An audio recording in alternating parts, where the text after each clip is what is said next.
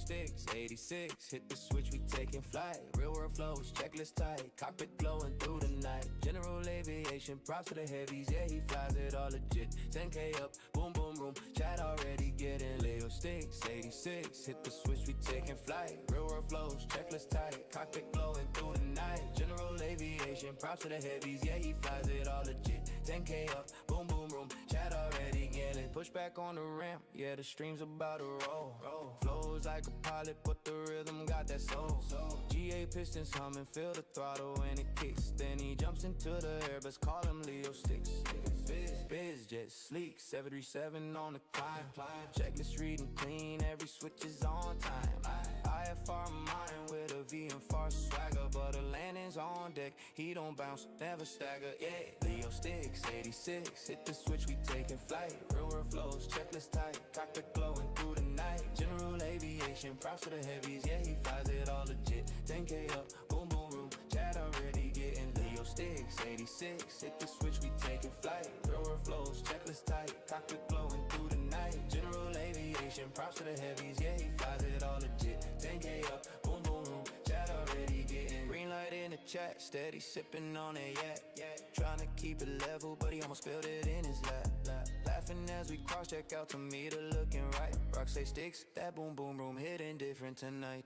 Captain Will rolling in, always dropping that support. OG in the tower, giving love from every port. Community strong like a crew on a long haul. Everybody locked in when Leo makes the call. Yeah, Leo sticks, 86, hit the switch, we taking flight. Real world flows, checklist tight, cockpit glowing through the night. General aviation, props to the heavies, yeah, he flies it all legit. 10K up, boom, boom, room, chat already getting Leo sticks, 86, hit the switch, we taking flight. Real world flows, checklist tight, cockpit glowing through the night. General aviation, props to the heavies, yeah, he flies it all legit. 10K up, boom, boom, room, chat already getting. Comrade Peg, VF arm, Leo's dialed into the flow. Cross checking every column like it's running ATC control. FMC low decided lock, perf data tight. Flex him said he launches heavy birds into the night. Intercept the localizer, needle split, then a line. Need a slope alive, he calls it out before the diamond shine. Windshield warning bark, but he rides it like a king. Correcting with precision, rudder inputs clean. Configure on schedule, flash notch by the book. V-ref nail, perfect, come and watch this approach cook. Touchdown stove, stable, main gear kiss with finesse. Leo's landings hit different, auto brakes handle the rest. Yeah. Flight levels climbing, vibes aligning, turbulence ain't stopping nothing. Boom, boom, room, open wide, engines roaring, bases thumping. Vatum sim, skies lit, and the chat stay fly. Leo hits that autopilot, let the stream glide by. Yeah, Leo sticks, 86, hit the switch, we taking flight. Real world flows, checklist tight, cockpit glowing through the night. General aviation, props to the heavies, yeah, he flies it all legit. 10K up, boom, boom, room, chat already getting Leo sticks, 86, hit the switch, we taking flight. Real world flows, checklist tight, cockpit glowing through the night. General aviation, props to the heavies, yeah, he flies it all legit. 10K up, boom, boom, room, chat already getting lit.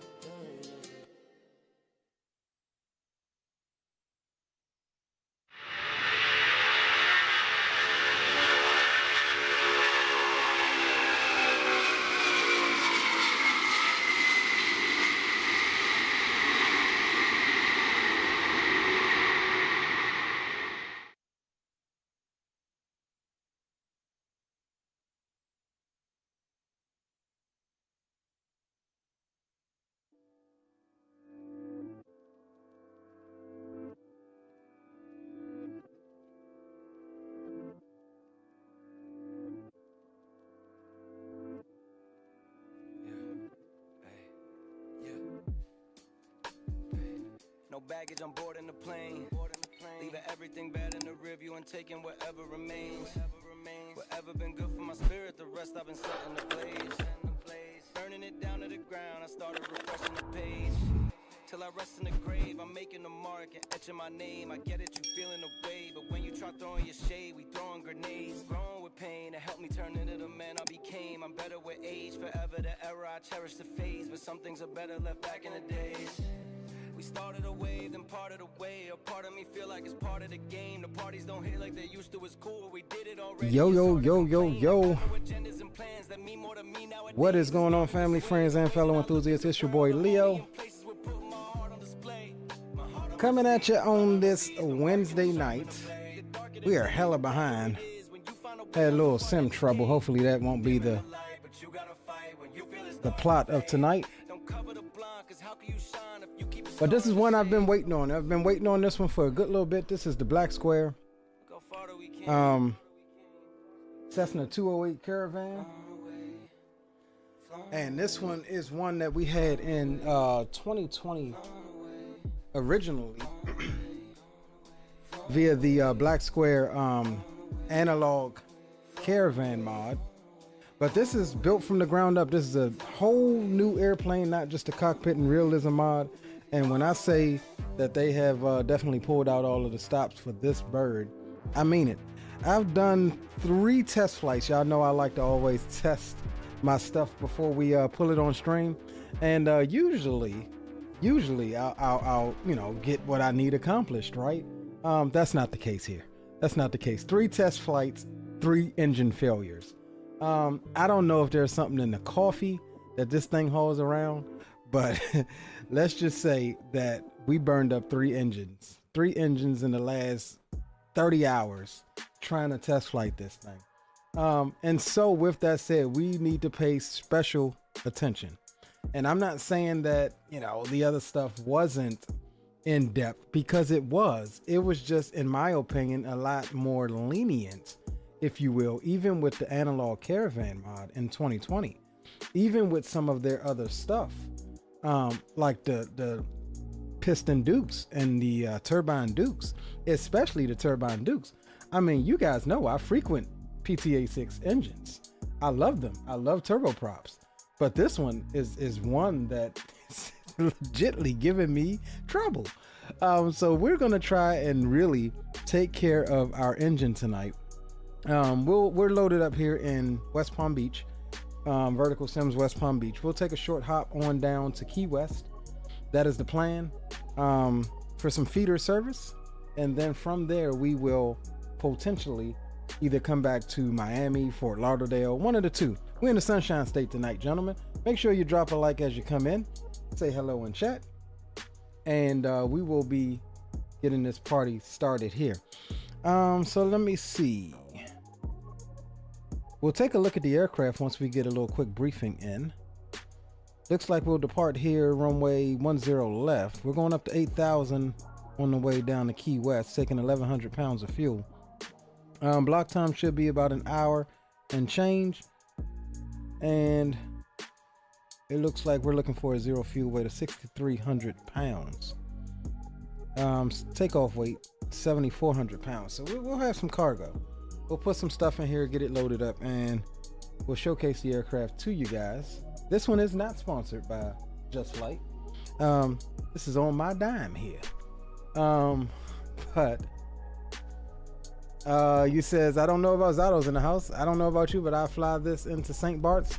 Well, it's funny that you say that, because I was torn between doing this FedEx feeder in the island hop scenario, like starting out at St. Martin. But we ended up here in not so sunny Florida, because again, I'm just like, let's just go where we're familiar and try not to burn this damn thing up. This is the only BLACKSQUARE aircraft that I have issues with, and I'm not saying that in a bad way. I'm saying that in a I should have read the manual and followed my numbers kind of way. So yeah, we'll get the cam on for you. And we'll also get you this up. And I need to resize this over here. And of course, my damn overlay is doing this crap again. Oh my God, it's going to be one of them kind of nights. No, it's not. It's not going to be one of them kind of nights, Leo. Because I think you know what the issue is this time. Let me see. It's off, that's why. Okay, there we go. All right, cool. Cool. Captain DMV's in the house. Big up, bro. Good to see you. Welcome aboard. Let me grab chat and pull you guys over to this screen.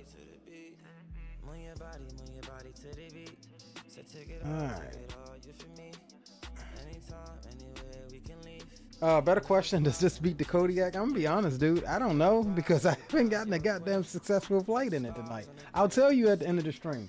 It's close.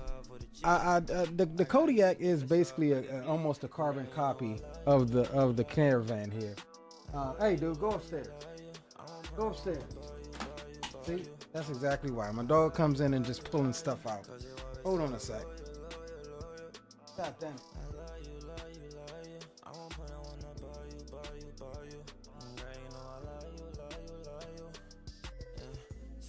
Oh.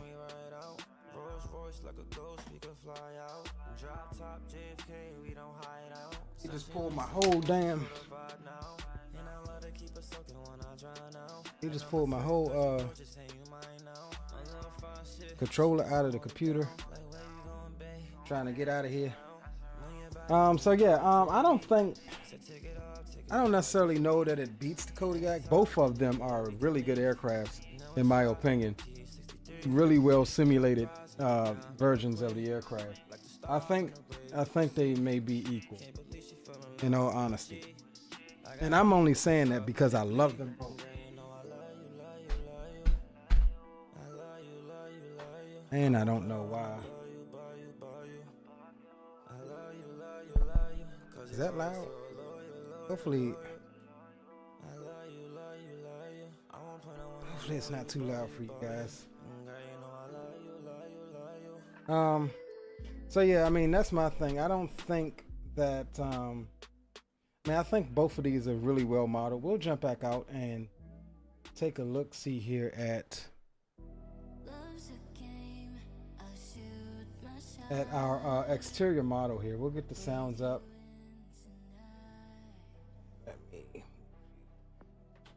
So yeah, I mean, this thing is nice. It's not really glistening because it's cloudy, but this thing is nice. I mean, just look at the prop here, all of the scratches and stuff on there. We'll get the covers off.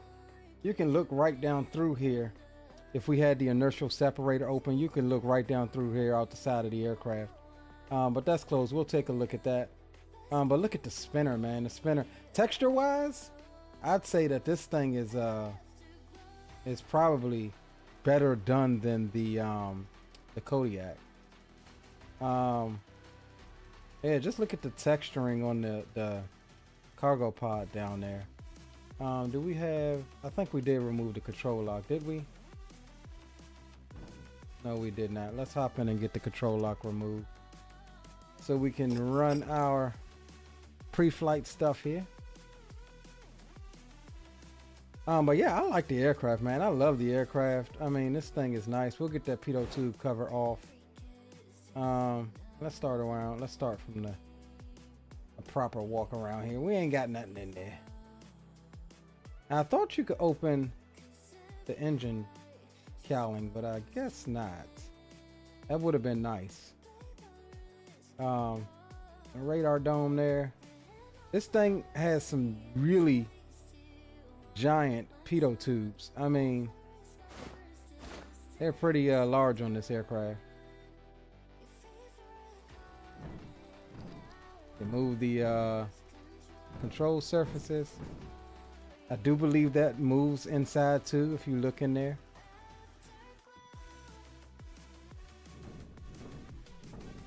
I mean, this thing is nice. You can move the rudder as well, and you could also lock the rudder with that little switch there. And I'll show you how to unlock that if you forget to come back here and unlock your rudder. If you take off like that, that's a bad day for you. I can assure you that.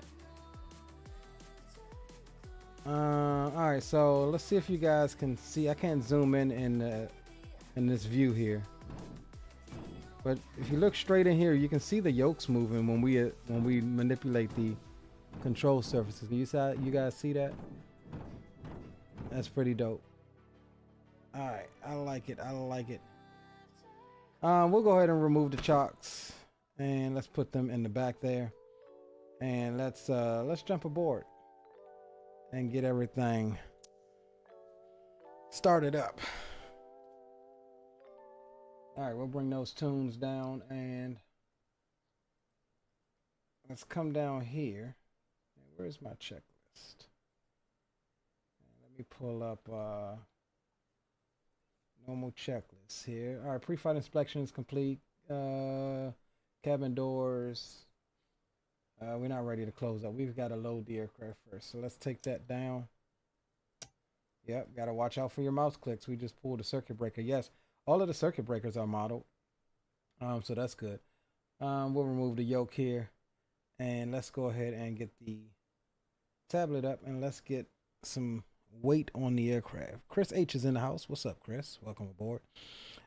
So we're taking 1,100 pounds of fuel. Let's see where we at. We got 1174 on board already. We need 1145. I'm gonna take a little bit extra. We'll take 100 gallons in each tank. That's fine. We're looking for takeoff weight of roughly 7,400 pounds. We are at, where are we at? 56 now. Let's go ahead and grab some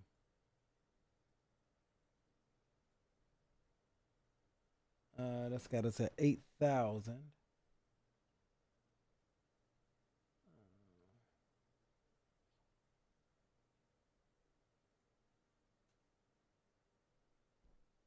We need 74. Where are we at? 77. And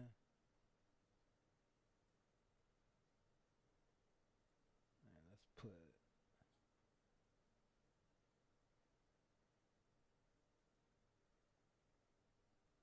7705. All right, that's good. We'll take that.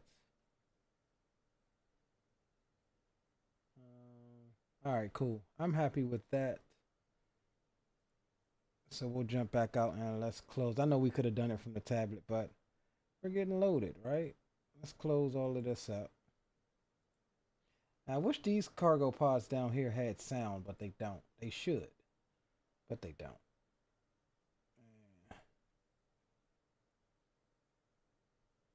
It's either that or it's bugged. That is one thing that I saw from, what's the name? It's that some sounds were bugged, and unfortunately that will require a aircraft restart. Oh, no, we got sound. Alright, cool. Alright, let's run through a little quick checklist here. A little quick checklisty. I ain't mean to jump out. Stand by. Alright, let me just run through this. Pre-flight inspection has been completed. Passenger and cabin doors are latched and closed. Parking brake is set.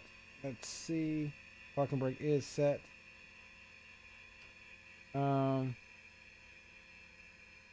Control lock's been removed. Seats and seatbelts is good. Landing gears up. No, that doesn't matter for us. Ignition switch. Norm. I need to put this on my tablet so I can read this and do this at the same time. Let me slide it up on the screen. What do we got? Ignition switch, circuit breakers. Circuit breakers all in. Ignition switch is in the norm position. Fuel selectors, we'll get both of those on now. That's what that alarm is when you go battery on. Oxygen pressure is good. Ventilation and AC is all off. Bleed air heat is this red switch here. That's off. Cabin mixing air, flight push, that's all good. Power levers is idle. We are feathered and fuel is cut off. Condition levers and cut off. Fuel cut off, pushed in. Firewall valve, that's down here. Those are both pushed in.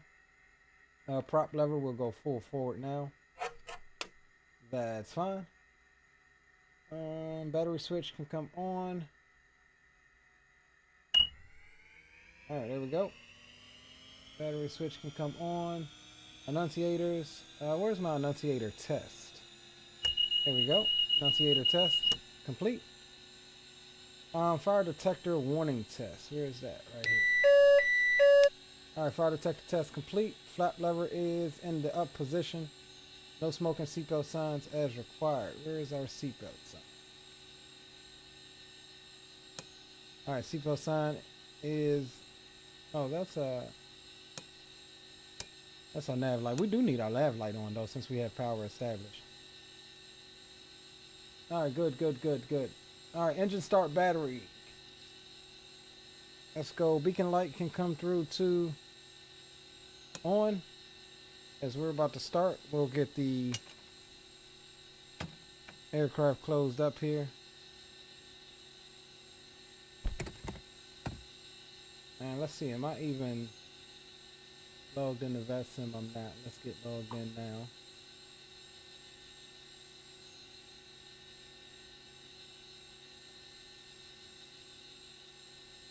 Hurry up and get some power to this thing.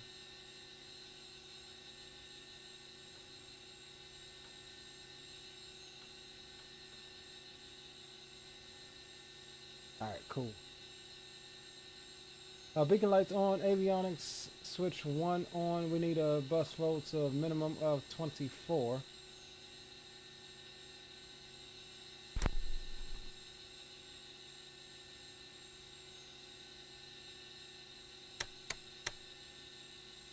Alright, so we're good there. Avionics switch back off. Propeller area is clear. Fuel boost pump on. Which one is our fuel boost pump?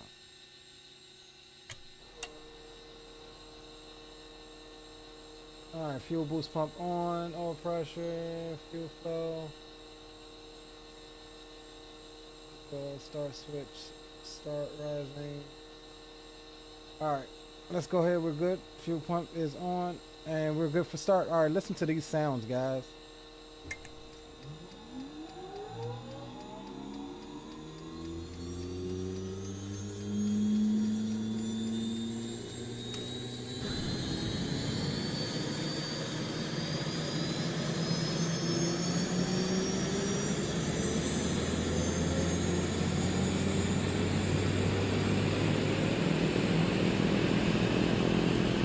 Boris.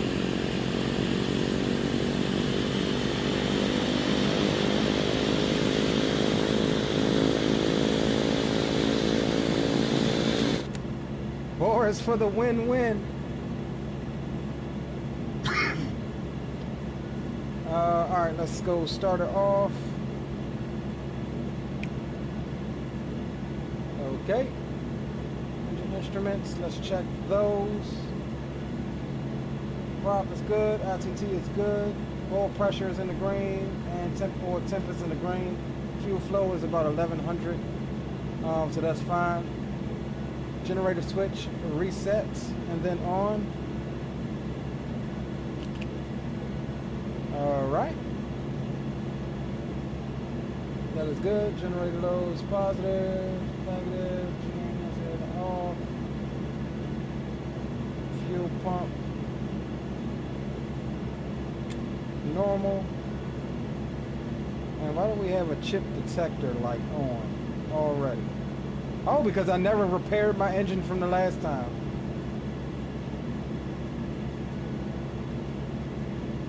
I told you, I told you, yo, three damn flights and 3 failed engine failures. All right, that's why this time we're following the checklist.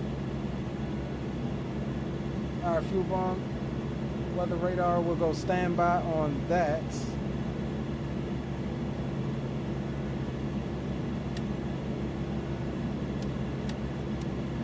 And we'll come and get avionics on now.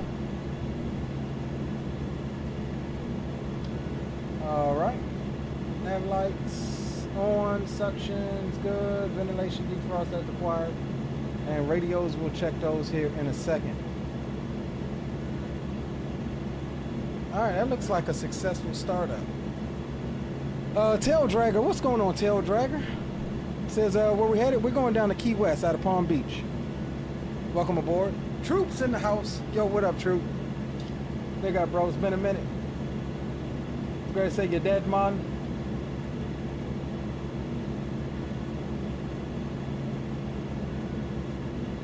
And one other thing I wanted to show you guys, look at the yoke. That's the air from the prop hitting the horizontal stabilizer back there. Buffered in the yoke. I like that little effect there. Let's get our flight plan recalled here. So we'll go menu, catalog, menu, import. We're looking for our saved flight from where we going? Palm Beach to Key West. We'll activate that. And then I also want to add one more waypoint for reference, which is going to be, why did this do this?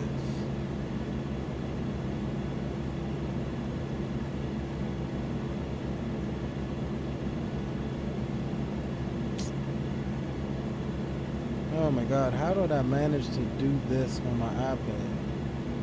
It's like I somehow swiped it into CHETS. So after,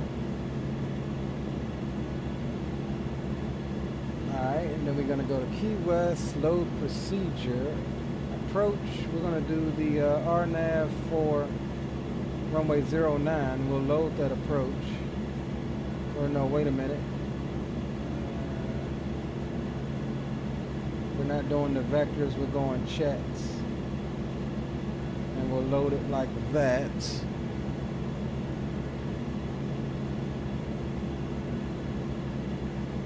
And then for chats, it's got us at 3,000. Alright, cool. I am happy with that. Let's see what our squawk code was given to us by Batson ACARS 4660. So 4660. We'll turn that on. We are good there. 10 left is where we're departing out of.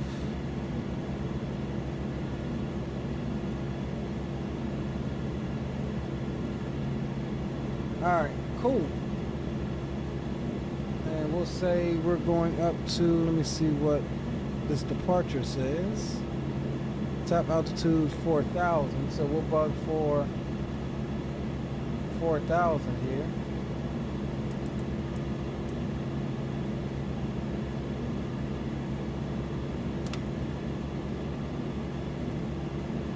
My question is, why do we have low vacuum suction? Is that because we're idle?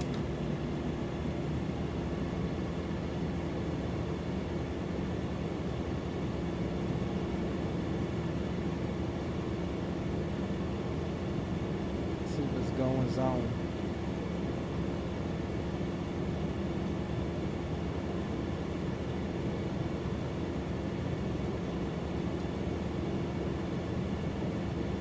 I don't know why we have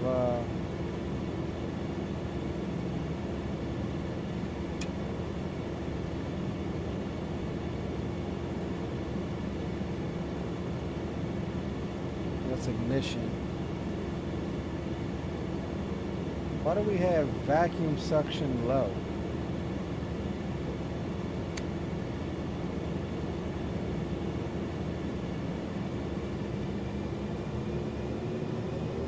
Trying to see if it goes up at all. And it's not going up.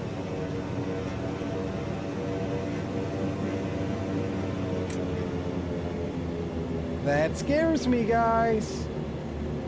What are we missing? Pitot heat. We'll get that on. Boot pressure.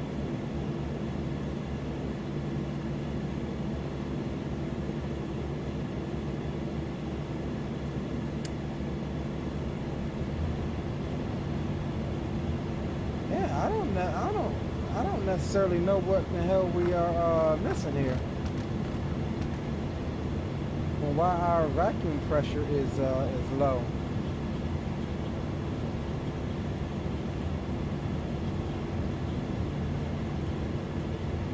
Let's take another look at this tablet here.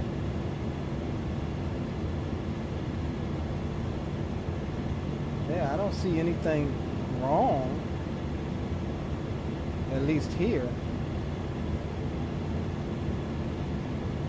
I tell you what, we finna yeah, we finna send it and see what happens. Let me just take a little quick look through the checklisty here. I mean, we followed it to the T. That's engine start external power. Let's see, before takeoff. Parking brake set, flight control, free and correct. Standby, alternator.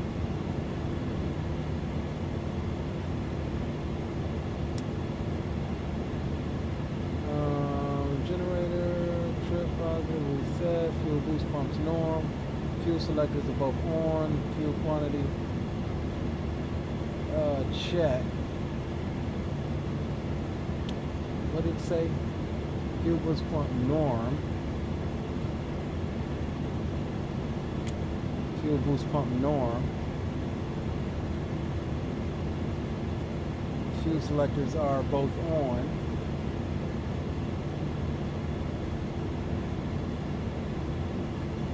Fuel quantity is checked. Fuel cutoff switches are pushed in. Trims are set for takeoff. Flaps. We'll get those in a second. They're saying 400. That's 400 pounds of torque.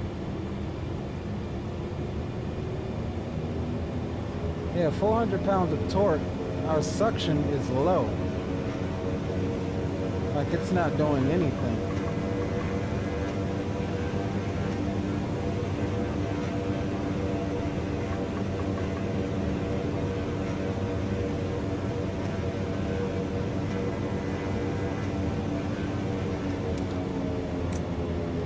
Yeah, that's not doing anything.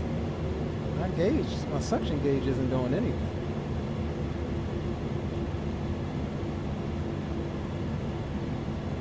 Alright, let's pull out the inertial separator. We've got a drop and prop. Push that back in.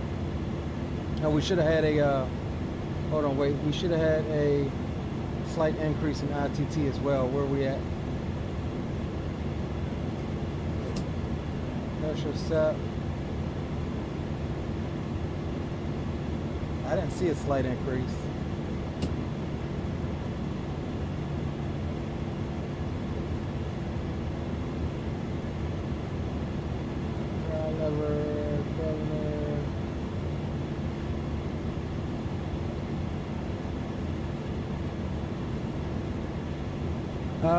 Resurrected on the release of this thing.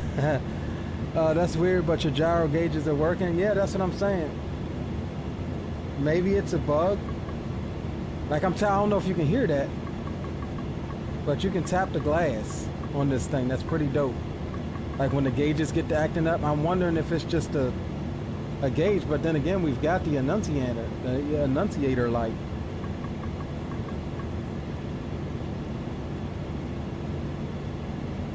Not like it's blocked static port or something. Yeah, I mean, no, we should have removed everything. Yeah, I think we removed everything. It was only the pitot tube covers. Those are removed. I don't know, dog. I think I'm, and again, I haven't seen this before, so I think I'm gonna call it a bug. I say that now, and then we get in the air, and then everything cuts off on me again. Troop, you missed the part where I was talking about 3 test flights in this thing, 3 engine failures in this thing. I haven't had a successful, flight in this thing yet. That's why I'm trying to follow my checklist here. And again, everything is lining up on the checklist except this vacuum suction thing. And I think we're ready to go. We're ready to taxi. Yeah, let me check that. I'm glad you mentioned. Let's see. Yep. Ha! True for the win-win. Just sitting here, we had a failure. Vacuum pump. We're gonna reset it. There we go. True. You're the man. I didn't even think about that. I'm glad. Thank you, sir. We're good to go. We had a vacuum pump failure as we sat here on the ramp, which is ironic. I mean, these planes probably get beat to hell. I'm sure they fly around with crap failed all daggone day. All right, so we good to go, man. Let's go ahead. I need to figure out how to. Oh, there we go. All right, we good to go. I'm learning this plane, guys, so bear with me. All right, so we're gonna taxi out here from the cargo ramp. Mike 2. We'll take Mike 2, Charlie, all the way down to Charlie 1. Is what we'll do.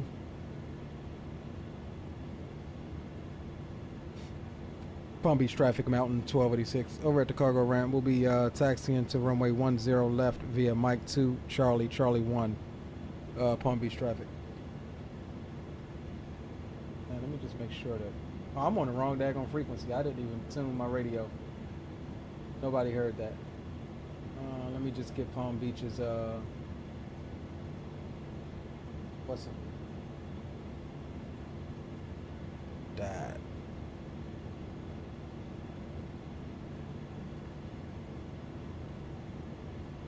I gotta come up with a different solution for this. 19.1. Alright, let's come down here and we'll go 19.1. Put you there, and then we'll go 12280. Put you in standby. Alright, cool. Alright, we'll come down. We already did the taxi checklist as well. That was what we were doing, trying to figure out that that suction issue. We'll go ahead and open the inertial separator here because we do have it is raining, and let's see if we can see it from here.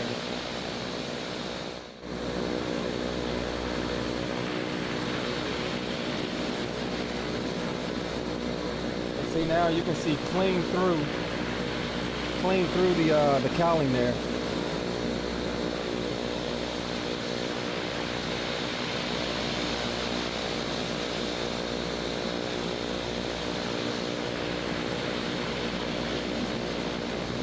That inertial separator is allowing the air to bypass. Well, not to bypass, but kick out any FOD. Now, why did this just reset?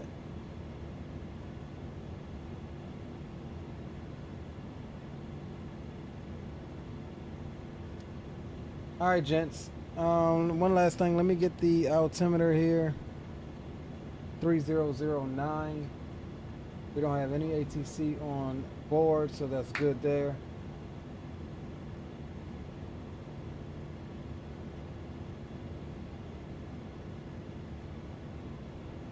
All right, 3009.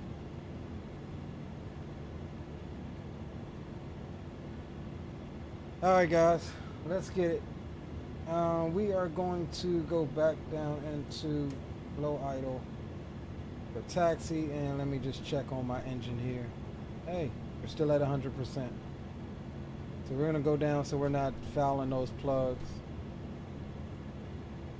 Go upstairs.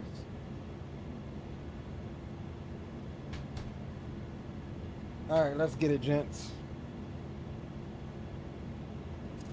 Parking brakes can come off.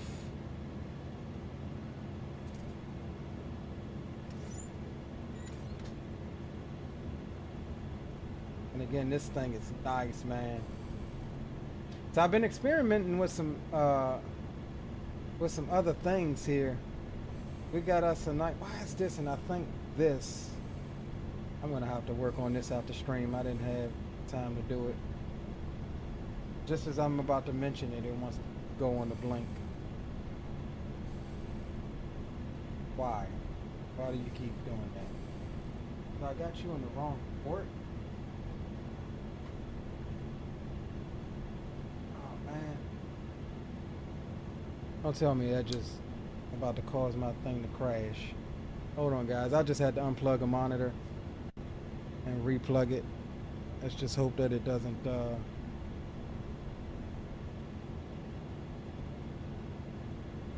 lock me out by doing that. A bunch of stuff just reset.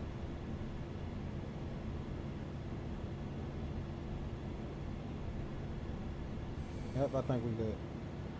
Let me let this thing rebuffer here real quick. So what I was saying was I didn't got some more stuff to our setup. We got this little monitor here that we got stationed in front of us to give us kind of an ND and primary flight display and stuff like that. And so what I was messing around with just now is the monitor kept blinking, and I don't know if I had the USB power cord in the wrong USB-C slot. So I took it out and reset all of those pop-out windows that's now trying to re-pop themselves out. So give me a second here while we make sure that that is good. And my question is why?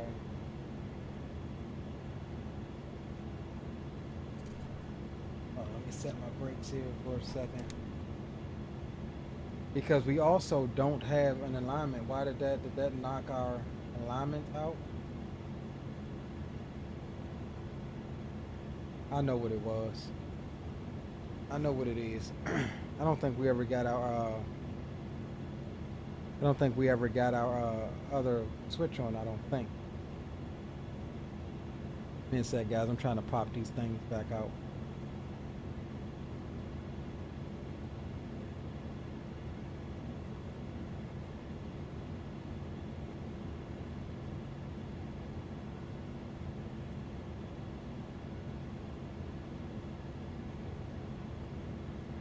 Yeah, we did get it on. Alright, so you're gonna be weird. I'm telling you, it's one of those kind of nights, guys, so bear with me. Alright, stop you. Unlock this. See, my positions are off. I don't know why.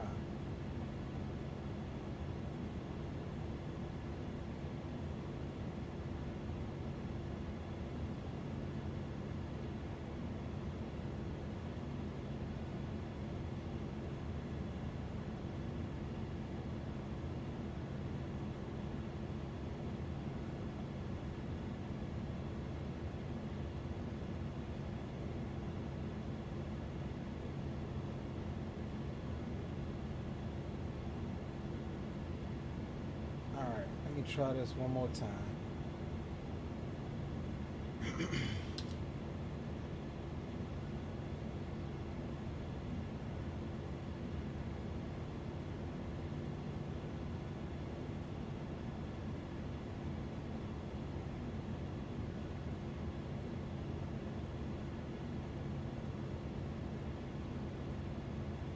All right, we good to go now.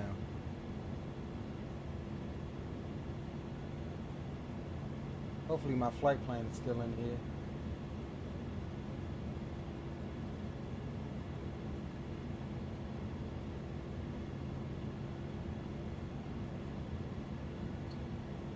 Oh man.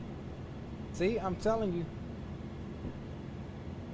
Y'all want to make this hard for me tonight. Luckily, this is why I like to use these import things, because it's just as easy as that to get it back in.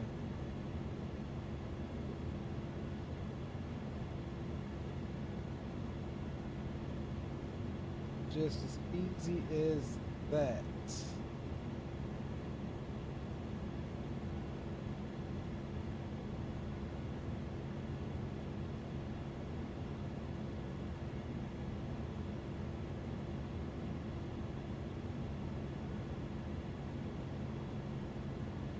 Then this thing is still blinking. Okay, maybe I ain't gonna do it now, but maybe I need to change the wall plug on this USB cable. Alright, now we can officially go.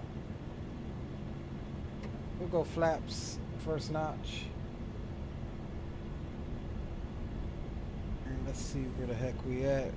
We're gonna make a right here.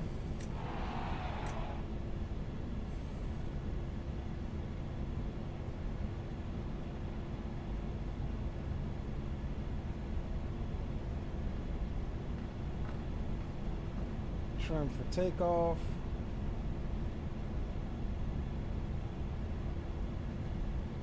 I'm gonna be looking at this daggone tablet here and there to kind of monitor our engine performance. Like I said, you know, just kind of having experience with BLACKSQUARE. Again, I think this one is probably the most detailedly modeled as far as turbo part performance than, say, even the Turbine Duke is. I mean, I truly have an issue with this aircraft. I mean, 3 flights. We got some practicing to do, but you guys are gonna see it live tonight. We're gonna see if we can't.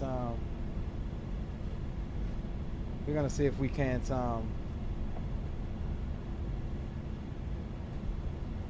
Do her some justice tonight. And we need to jump on one more over.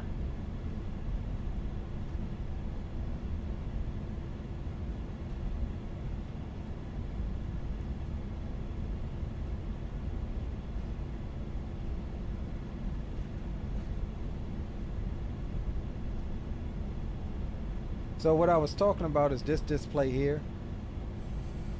I don't know if you guys can see this in my controls cam. Got a nice little display added. Not really fitting for GA. I mean, it is, because you can operate all of your instruments and stuff and have your instruments there, like your GTN, like we got.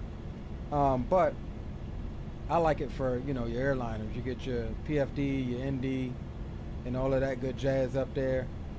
Better situational awareness. But the issue that I'm having, I have another little monitor that I got that's like half the size on the vertical. That one was working fine. This one is flickering.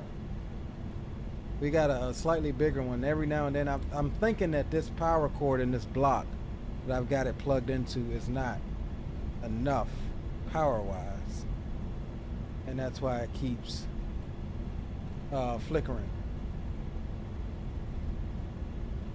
That's what I'm thinking. See how it just flickered off?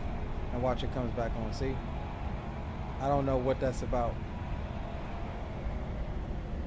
So we'll have to invest. I didn't have time. It just came in today. I didn't have time to set it up before work.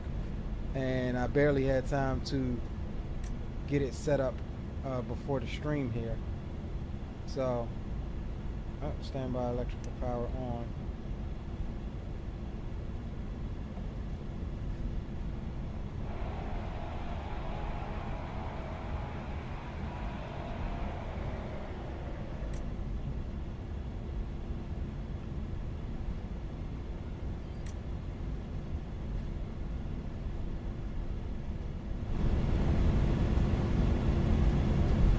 Figure out how to get the gauge lights and stuff on.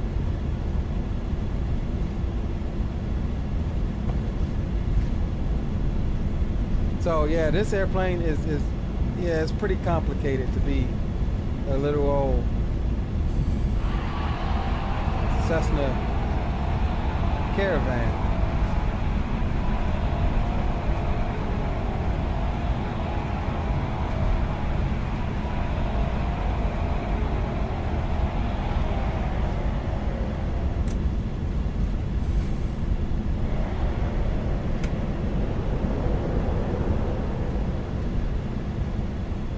Manipulating the beta range, try to bring our speed down a little bit.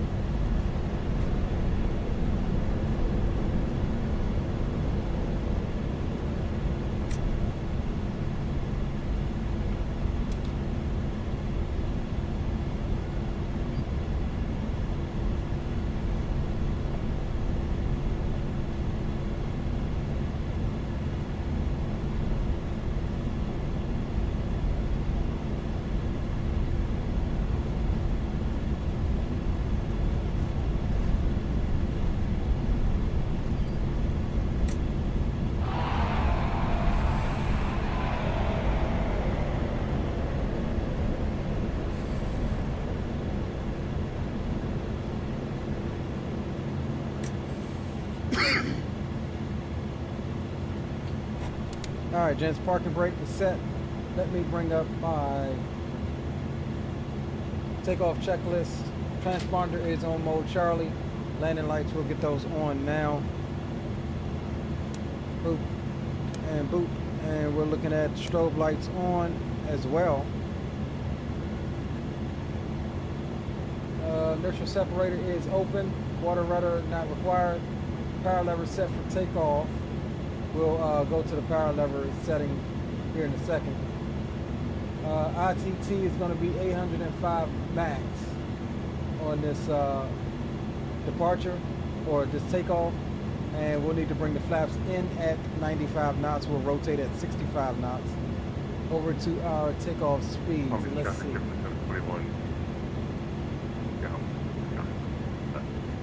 Engine power settings.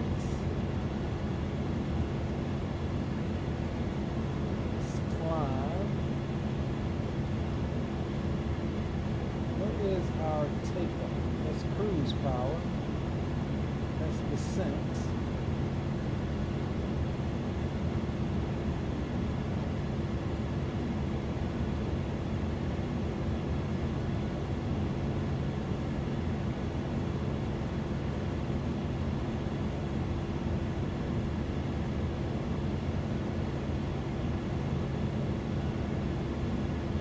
Trying to find it, guys. I just saw it earlier. I was reading through this. Oh, here we go. All right, takeoff power, sea level with cargo pod. We're looking for 1865 foot-pounds of torque. Prop RPM 1900 is what we want. Palm Beach traffic, Mountain 1286 lining up. Runway 10 for departure to the south and west on the Welly 4, Palm Beach.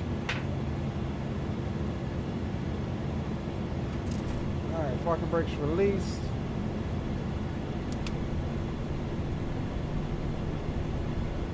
Condition lever full forward.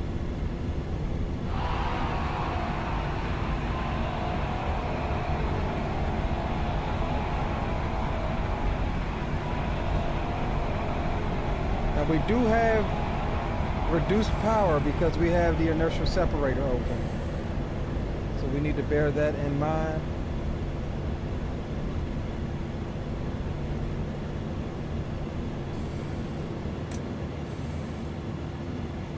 Alright, fuel trim is good, flaps are flapping. We are going to say runway heading initially. I'll be traffic to the 731, 11 miles out, southwest sky, left, and left.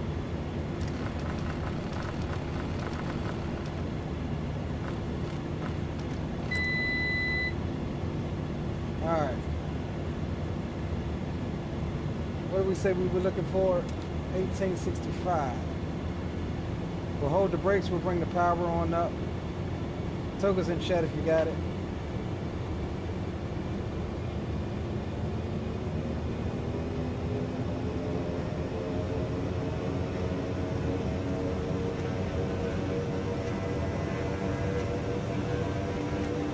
RPM.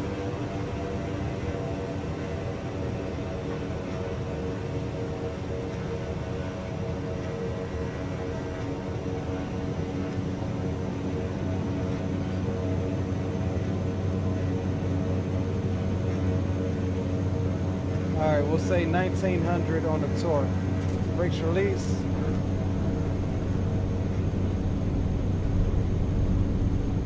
Airspeed is alive.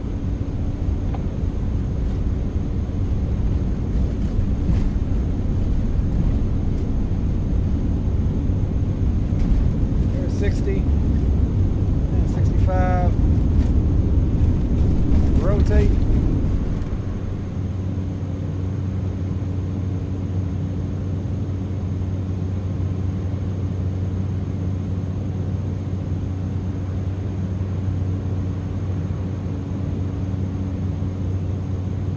Palm Beach traffic, Mountain 1286 clear, 10 left, departing to the south and west on the Welly 4, final call, Palm Beach.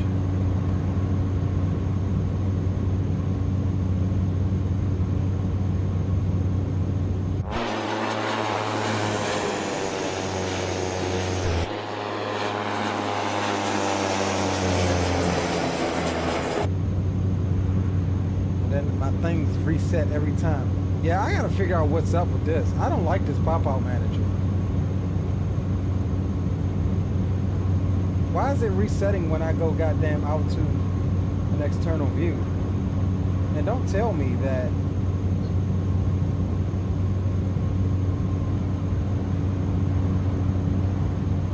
all right, let's do this. Let's do this. Let's do this.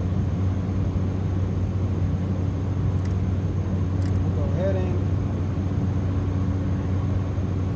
4,000 feet, and we'll do 700 foot a minute.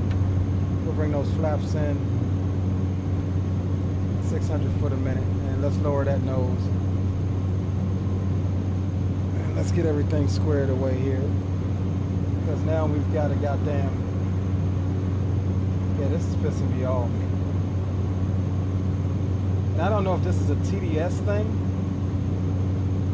or what, but it didn't do that on the Airbus 737s or nothing like that. Why is it that when I jump out,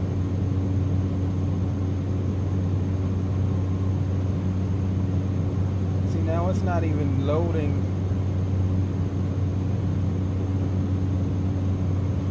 my catalog route. Come on, man.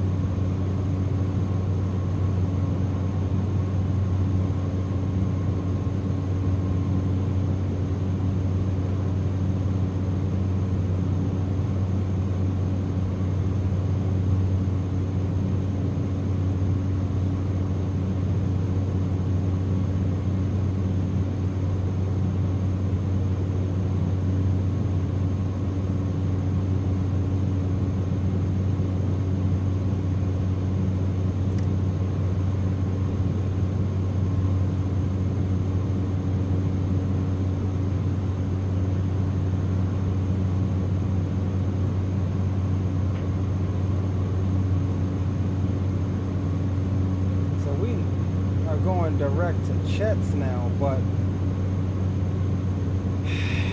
this is weird. This is weird. I think this is a TDS problem with this pop-out manager, because it's not even letting me.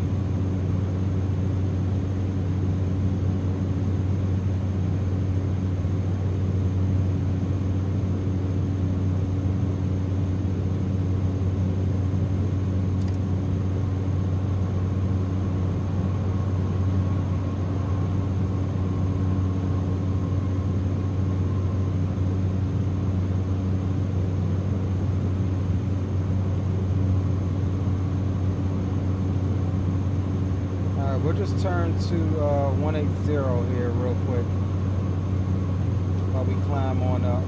Glad we don't got ATC right now.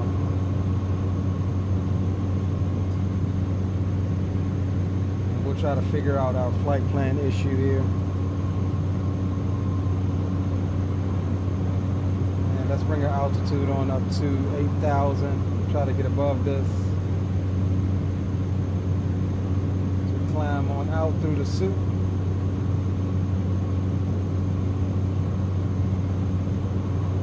Engine is doing good, and we've got, yeah, we do got some fog, so rain. We've got that inertial separator still open.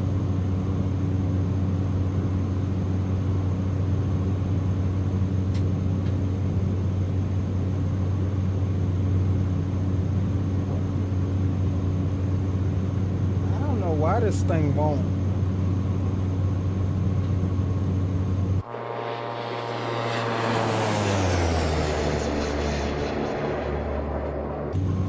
See, every time I go out, it resets like that. That's gotta be a TDS thing.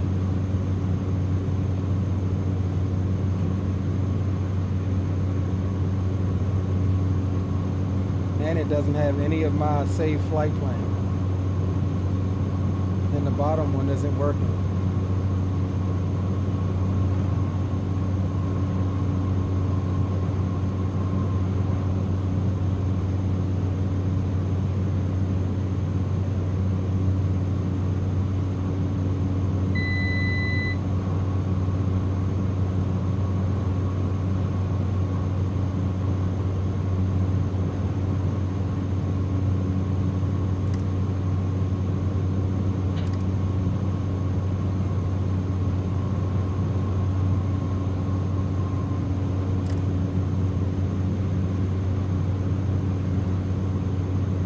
we are flying towards our flight plan on Navigraph. Let me see if I can get this thing put in here and see what happens. I won't have any of this on my screen.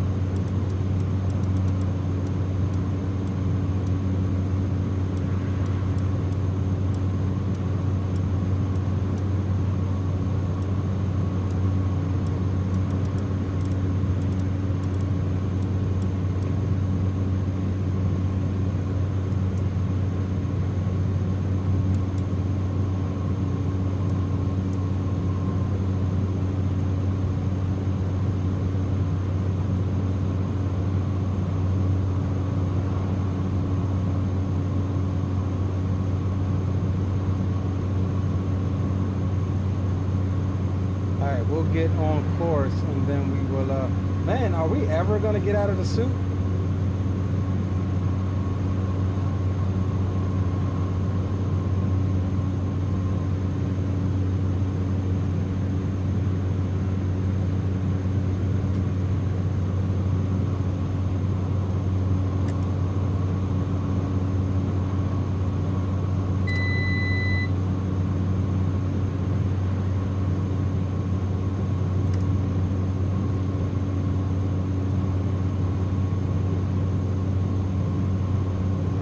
Still climbing. All right,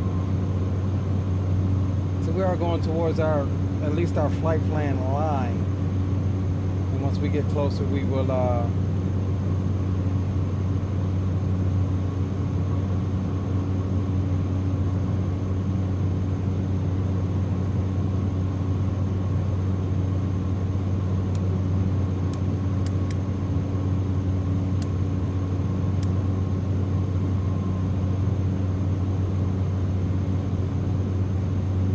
at 5,000 feet, but we watching out for ice.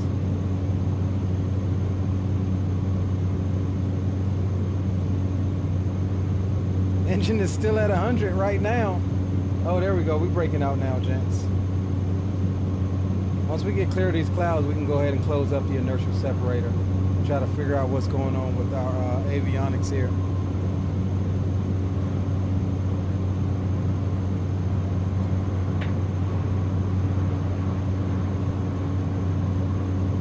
Why is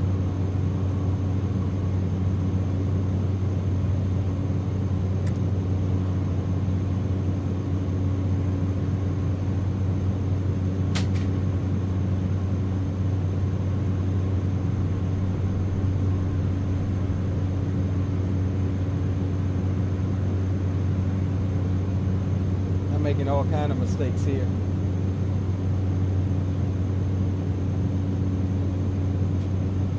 I was thinking I was adjusting my heading, I was adjusting my vertical speed.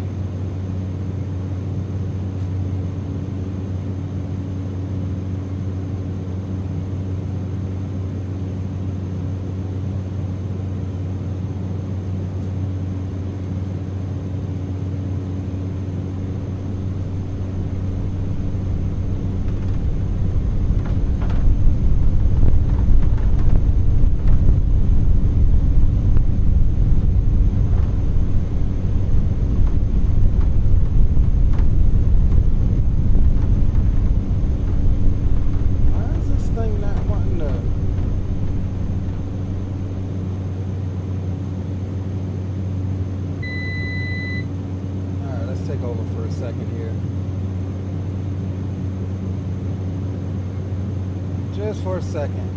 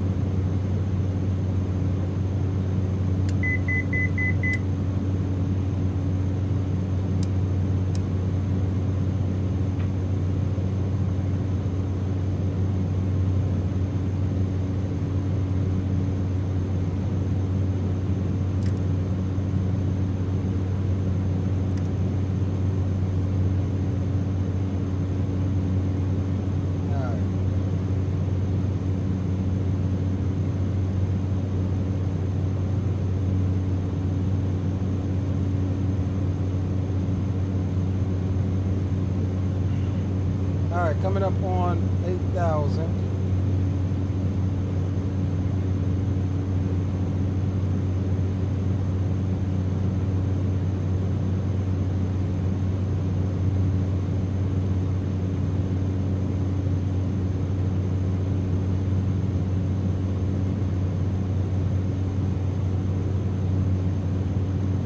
So I just want to kind of get on course. This isn't even our original course. We need to keep this heading for a minute.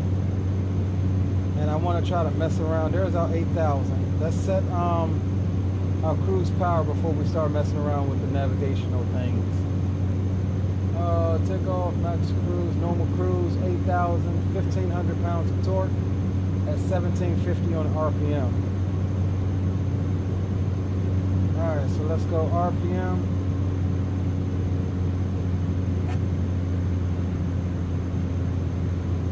There's 1750-ish. And on the torque, we're looking for 1,500.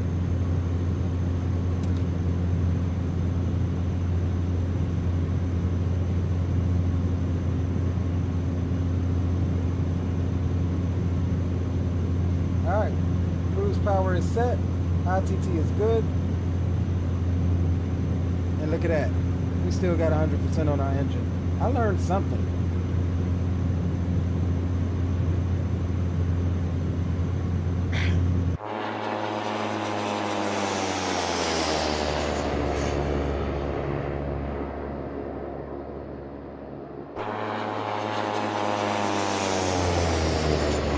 Yeah, this thing is nice.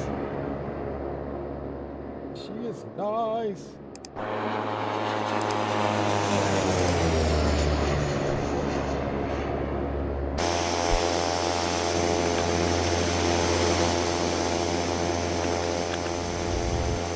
Alright, we're gonna get some tunes on.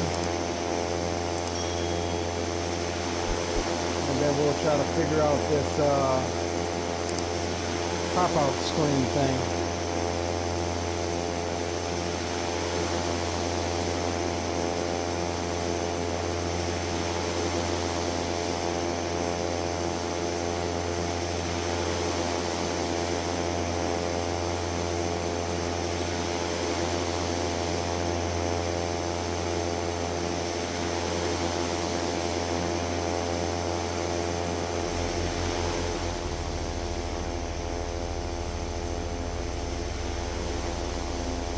As of right now, we are not on, I mean, we're on course.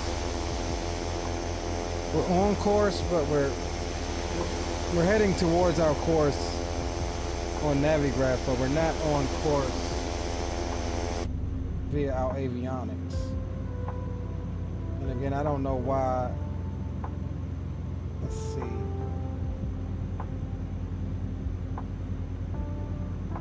Let's try this again. That's gonna bump us off the autopilot here for a second.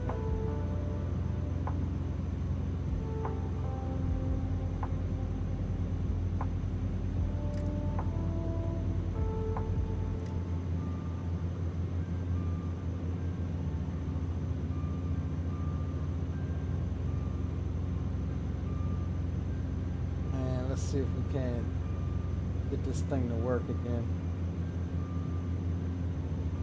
The bottom one's working now. It wasn't at first. Oh, it's still not pulling none of my phooey. Alright, well, let's do this. We're going direct strap.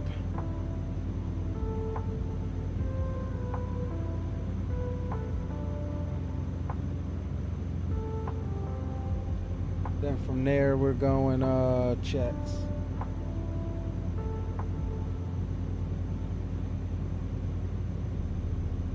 We want 3,000 at checks.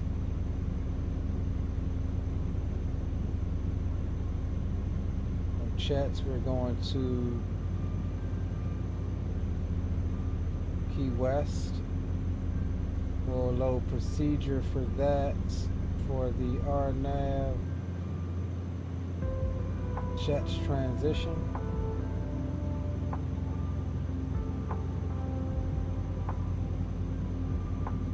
And that should have us back. Yeah, see, it's not even showing my flight, my line, bro. Something's bugged. We're bugged. We're 100% bugged.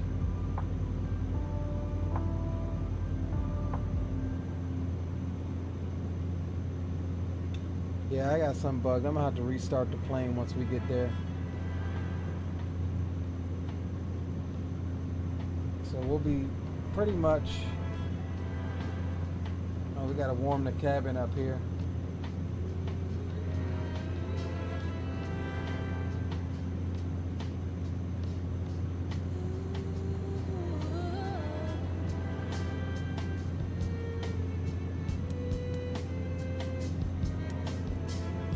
Oh no, we don't want air. Let's get the bleed air heat on.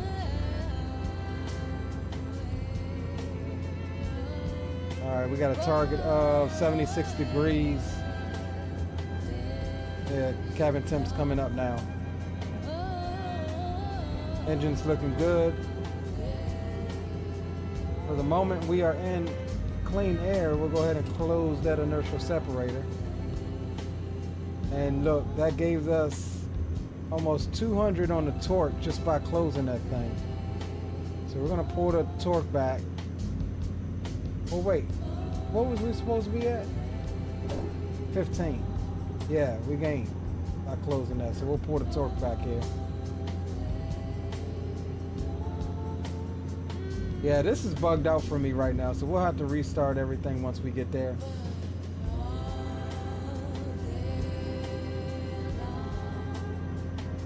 See, will it do it if we go to just this view? Okay, no. So it's the flyby view. Yep, I knew it. I think my sim's gonna C-word. Yep, there it is. It was weird. It was weird. I'm not even pissed, guys. Things were weird. So we're gonna restart.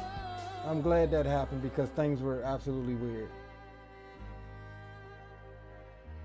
We are definitely gonna restart that though. Let me make sure it's closed. Sorry about that, gents. I told you we was having one of those kind of nights. We'll just make sure Microsoft is actually all the way shut down. All right, cool. And let's restart this.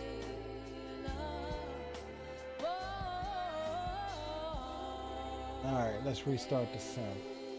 Yeah, sorry about that, gents. It's one of them kind of streaming nights for me. Nothing's going right. We have them every now and then. But we're going back. We're loading back in. I knew once that daggone flight plan thing wasn't trying to load.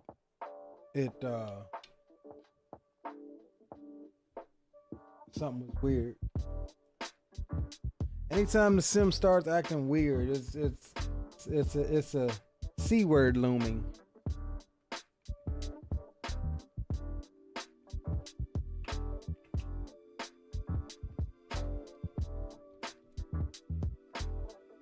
But not to worry, we're gonna get our route in tonight.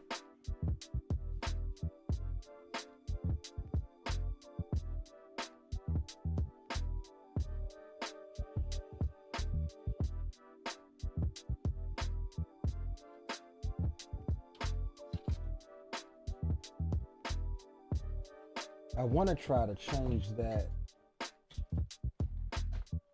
I'm gonna have to wait. I want to try to change that daggone power adapter because that power brick. Because I think that's why this little monitor keeps blinking.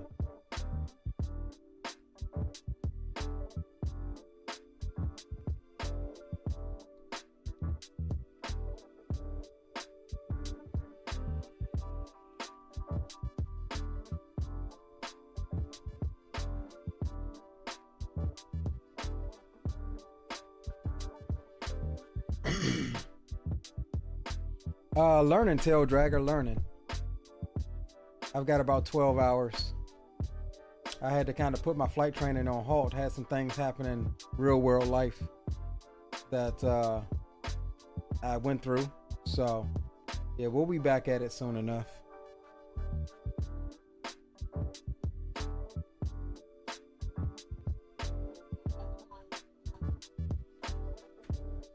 Got a little measly 12 hours, man. All right, we back. Let's see. All right, let's close all of this junk that I don't need.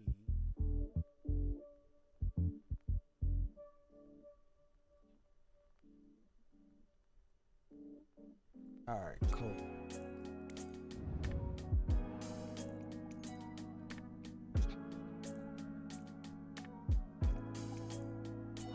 All right, we going back from the top too. Not that long of a flight. We going back from the top. Life jumps in the way. Yeah, my mom died, bro. That ain't life jumping it away. That was just that.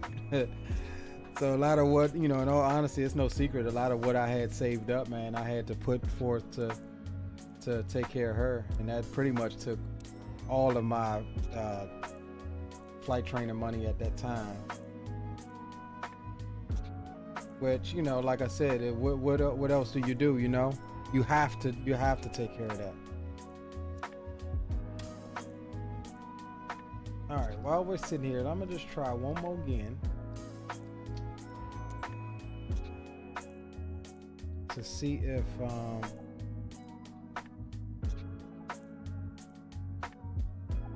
we get this thing loaded, and then we won't do that flyby, because I think that was what causing something glitched out with this TDS that didn't like the flyby with chase plane.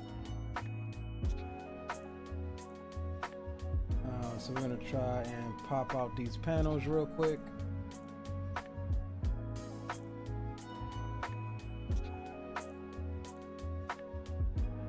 So sorry to hear that. Condolences, appreciate it, bro. It's been a couple years now. Yeah, it's been a couple years now. Which one failed? Let's see.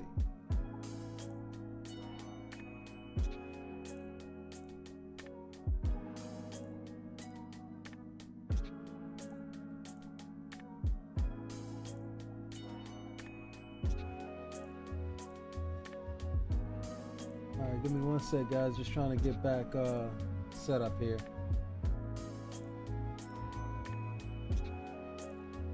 And then we're gonna rock with it. It should import all of our stuff now that we had the reset.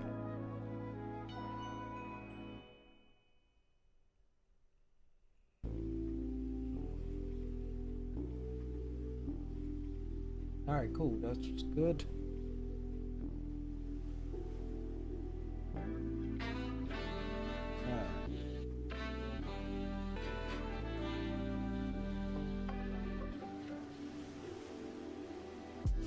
Alright, let's bring the tones down and let's get this thing set back up here. We're going to use a GPU on this one, just so that and it didn't save my settings because obviously I didn't shut the sim down correctly. So we'll run through these real quick, and we'll also get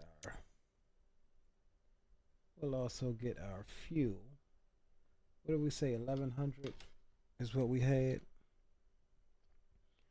We gone to Key West, 1145. We took 100 gallons in each. I remember that. And let's just throw us some cargo in here. That's 8,000.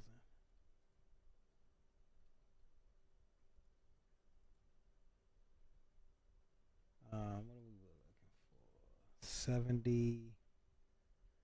74.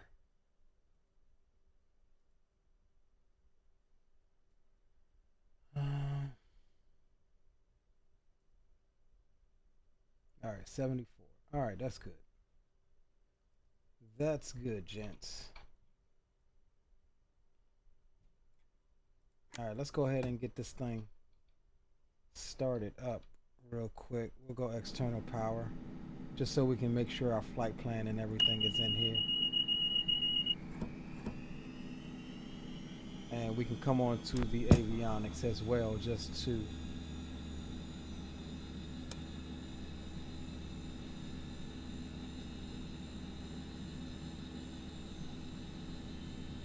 am I on live weather? I know we just came through. Yeah, I'm on live weather. So why was it all rainy like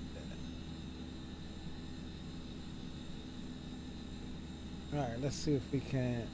Yeah, see, it's not. Why is it not?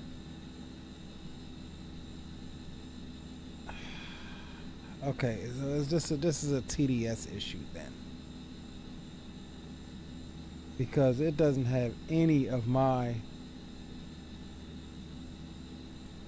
I just tried to re-download it into the folder.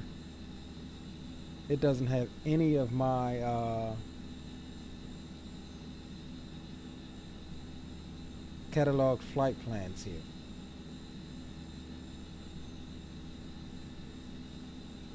Okay, here we go. Here we go. Maybe I wasn't going far enough. Maybe that was probably there. Alright, there we go. Okay. Okay. Yes.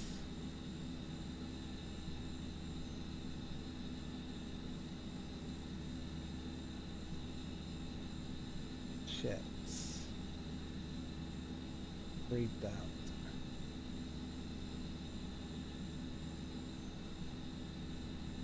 Save. Keywords. Load. Approach. 9. Jets. Load. Map. And we'll put flight plan there. Shoot on, we'll go 8,000. Let's get signed back into VATSIM real quick.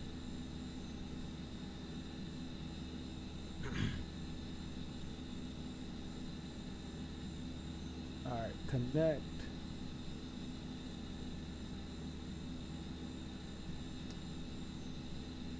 And I gotta refile that because it's not picking.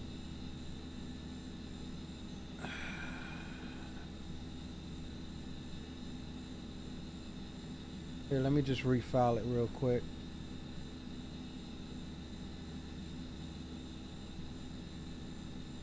And yeah, let me just refile it real quick.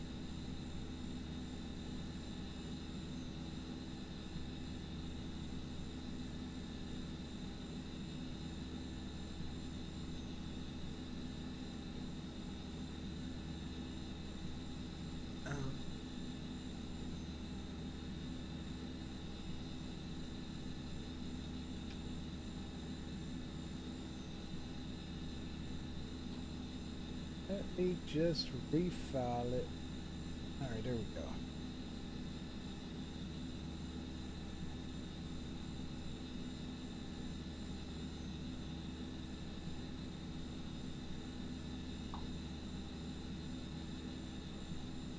$46.60. Okay, it did have it.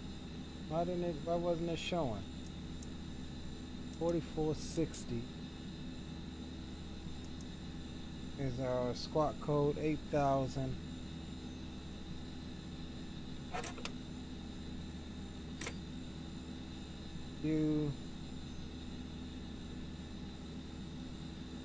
Alright, gents, we good for a engine start?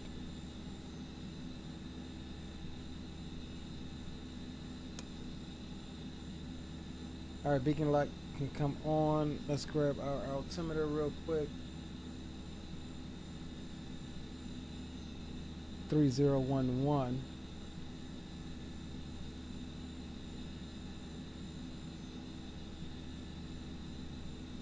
All right. Fuel boost.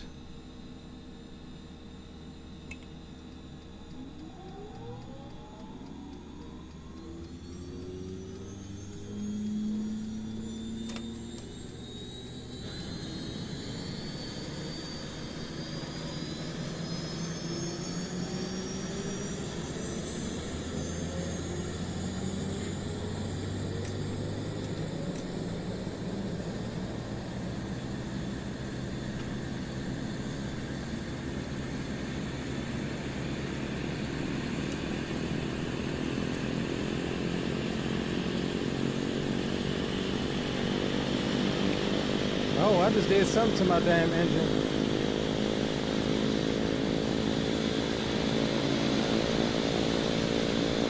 I don't know what I did there.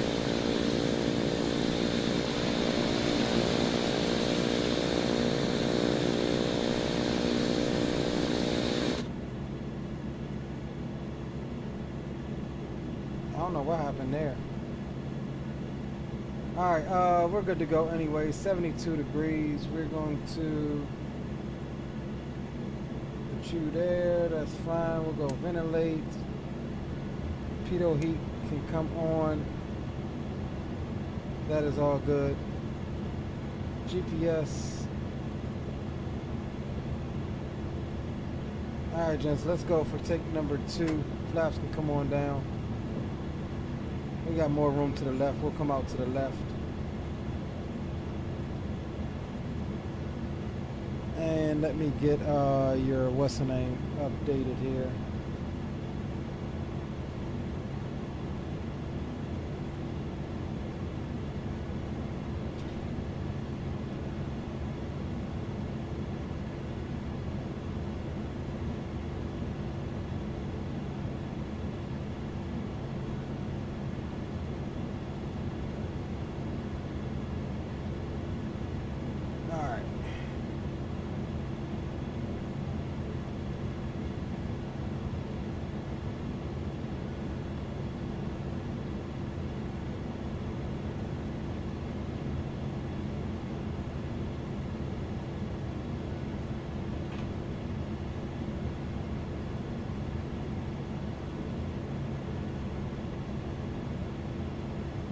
Alright, 1191. Sorry about the camera movements, guys. I was trying to.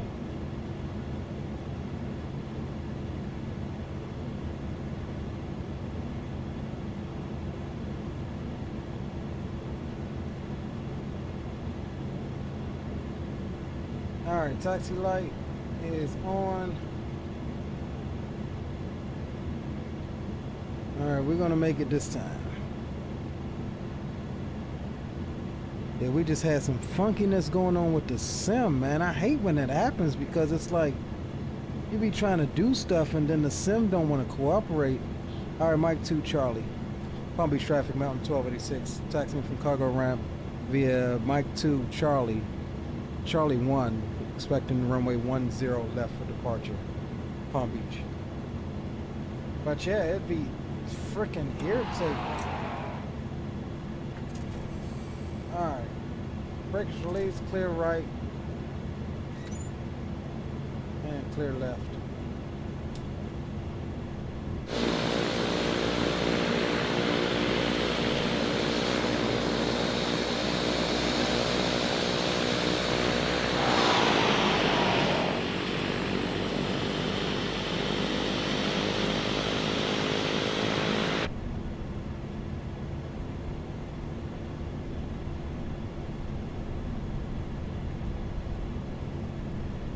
Take 2, gents.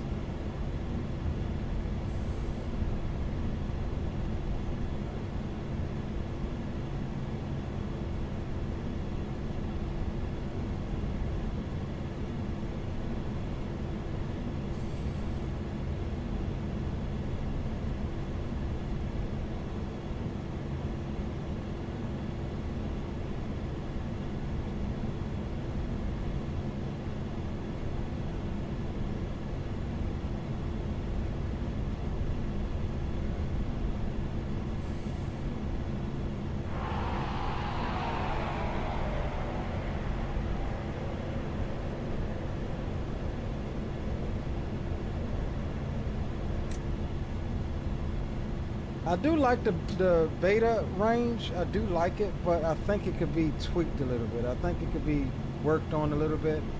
These sounds are by Boris, so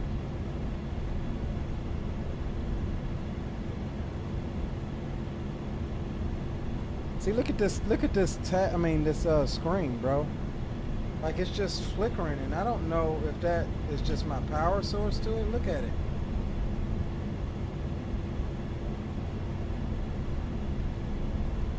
Freaking weird. The other one didn't do that. I'm using the same cord. But then again, the other one is smaller.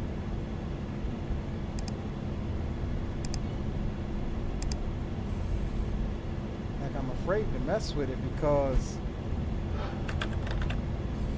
I got these, what's the names on there?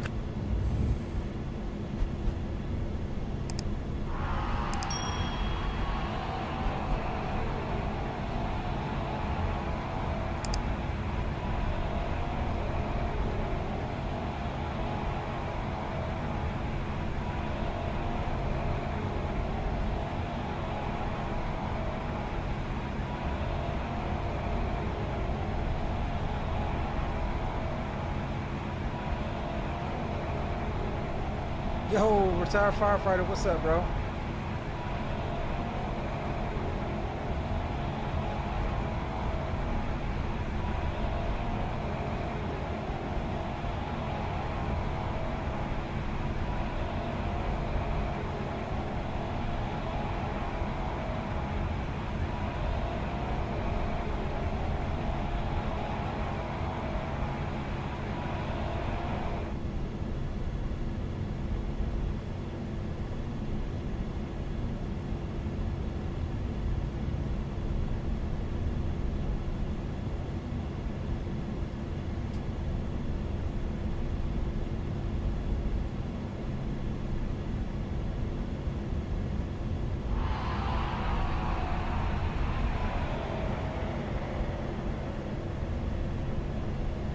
I don't know why this thing is flickering like this, man. Close all pop-outs on this thing real quick. Yeah, it's not that. It's still doing it.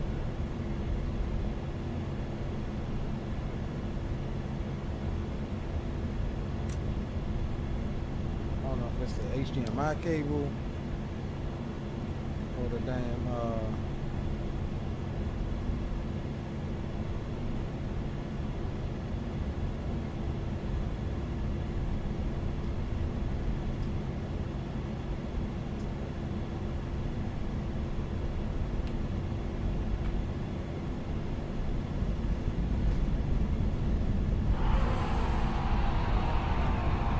turn it off for now. We'll have to figure it out after the stream.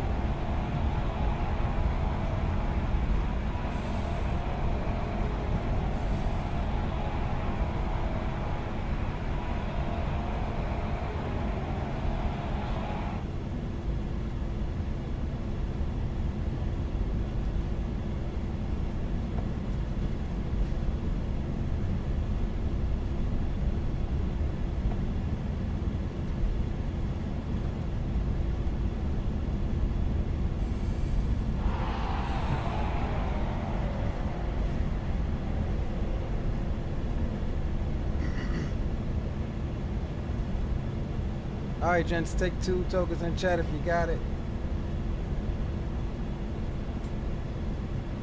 And there's one thing that I did forget.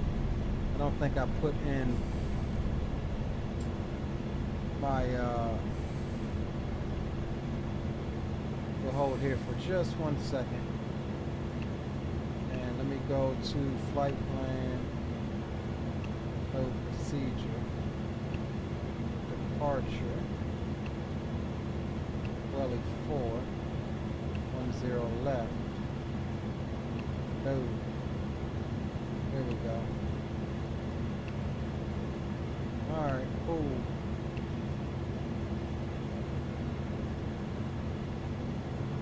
Palm Beach Traffic Mountain 1286. Lining up runway 10 left. Departure on the Welly 4, Palm Beach. Alright, landing lights come through the on. Strobes, and we never did get the nav lights on, but we got it all on now. That's all fine. Trim, we'll set that. Takeoff position, good. Flaps are flapping. We'll go full on the condition there. Oh, Charlie is selected, and we are on there. I'd say my battery is hot. How do you cool your battery off?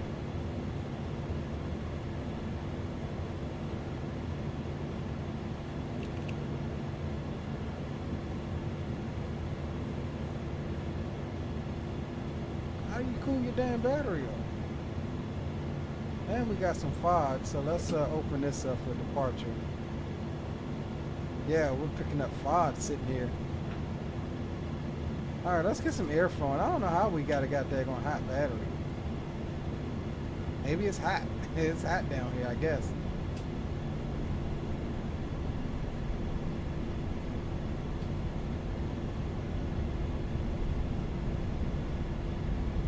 That's what I'm guessing.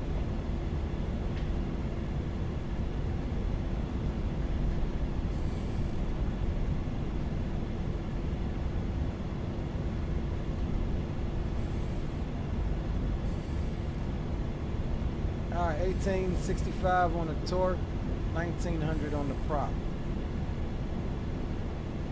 Alright, we'll hold the brakes. Bring the prop lever back just a little bit. Bring the torque up.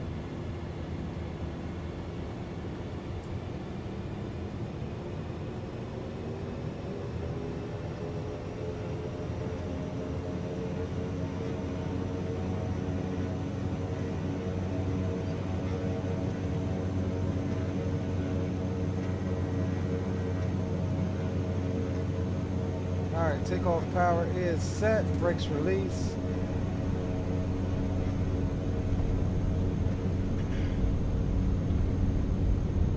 Airspeed is alive.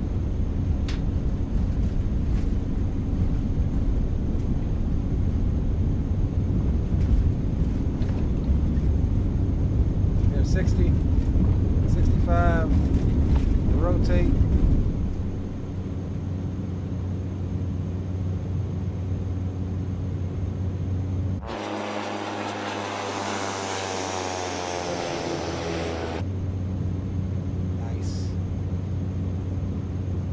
See, so that is a TDS thing in that it doesn't like it when I do the flyby. So this thing doesn't like chase plane. And I hope it didn't. It probably removed my whole flight plan again. Yep. TOS system test okay.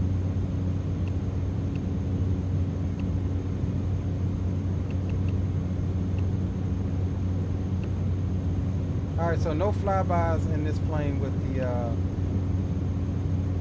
what's the name here?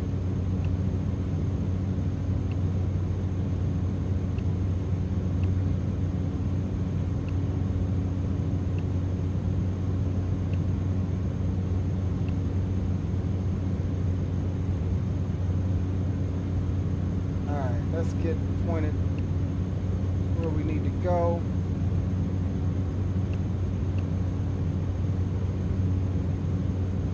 Smuggler, activate leg, okay.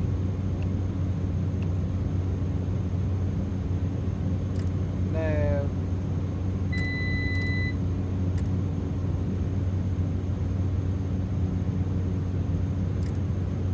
Alright, cool.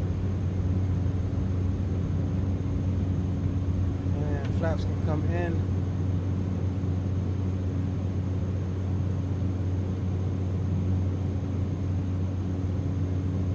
Palm Beach traffic, Mountain 1286 clear, 10 left, departing to the south and west on the Welly 4.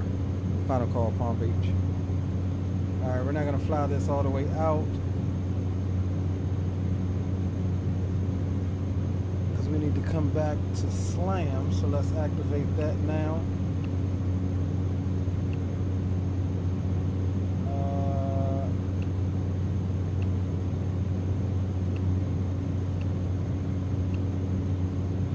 It's not letting me activate.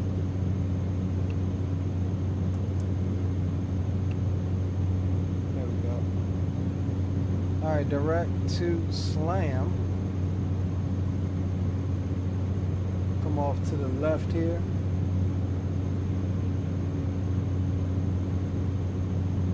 Lot smoother on that departure. Alright, FOD has all been cleared. There's nothing no clouds or precipitation or nothing, which that's weird because we took off the first time and it, now why is it pitching me like this?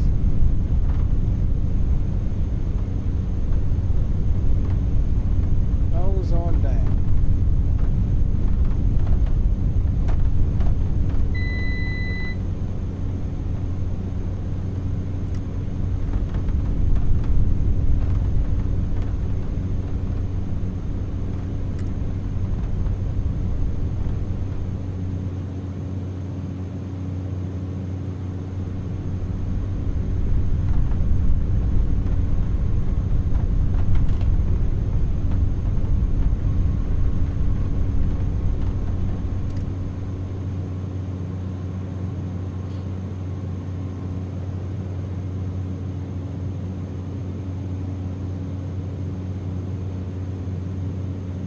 Yeah, I think my battery was just daggum hot from sitting on the ground without any type of airflow.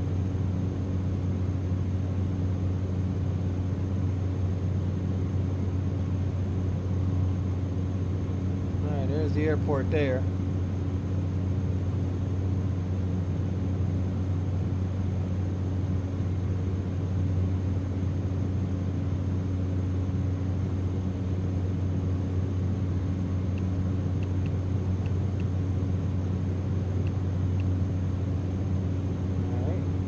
Intercepting our course here.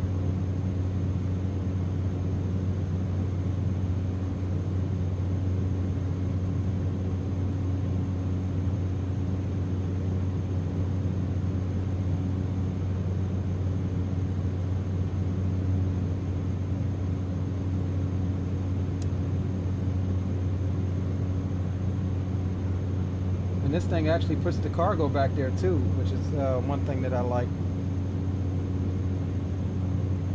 Yeah, just trying to get good with this thing. I want to do some bush flying with this thing out Papua New Guinea.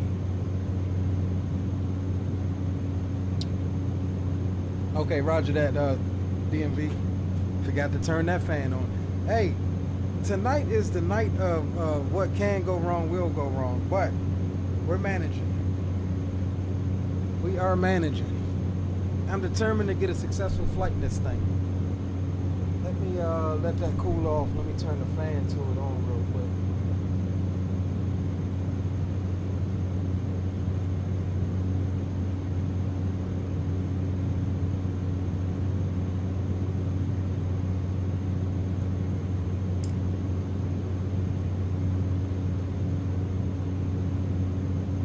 Yeah, I didn't have it on.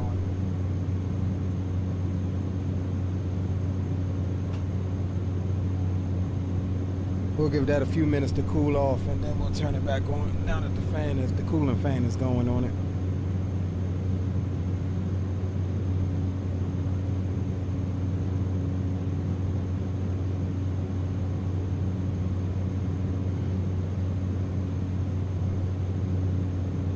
All right, so up to 8,000 we go.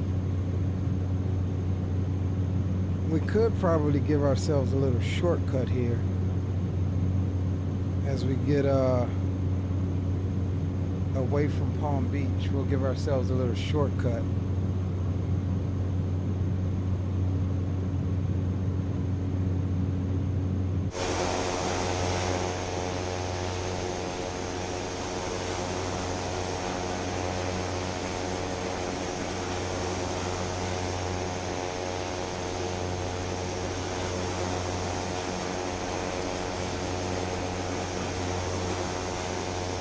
Let's see here.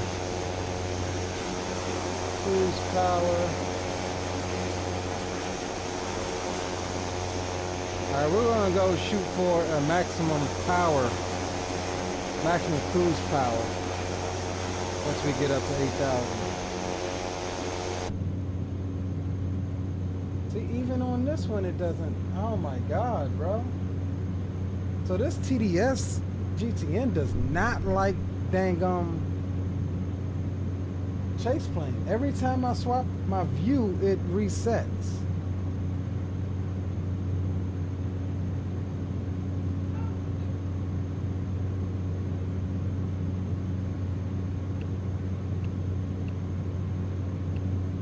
Yep, every time.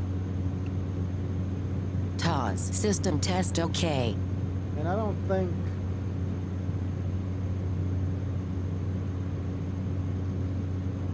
Okay, so we're learning something here. Chase plane, this thing does not like using chase plane. Not the plane, but the TDS GTN. I've got the PMS, so maybe we'll try that. I've just got to reinstall it. We'll try that next time we fly this. Because this TDS one is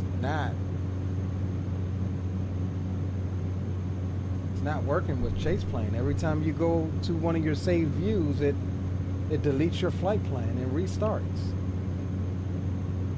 Or at least one of your outside saved views.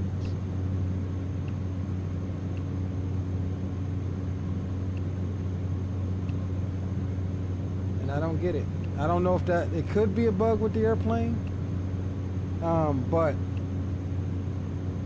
I mean, now that I think about it, I haven't had that happen before with the TDS, and I've been using chase plane forever.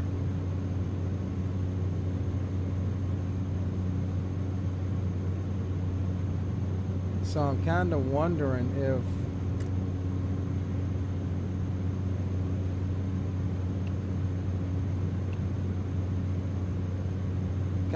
if maybe it's a bug with this plane with the TDS.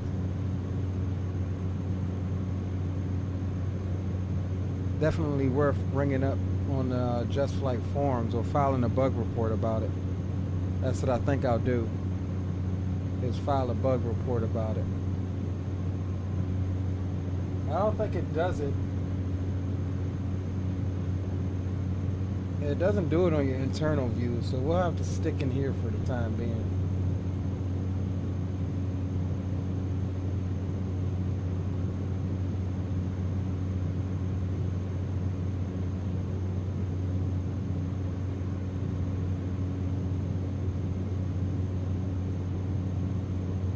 All right, we'll get some tunes back on now that we are on our way again.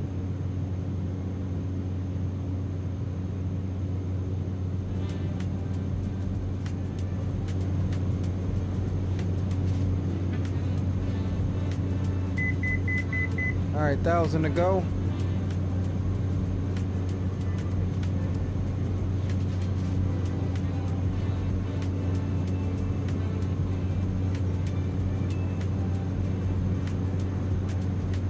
Oh, look at that torque. What did we say we were supposed to be at? That torque snuck up on us. 1780. Oh no, 1865.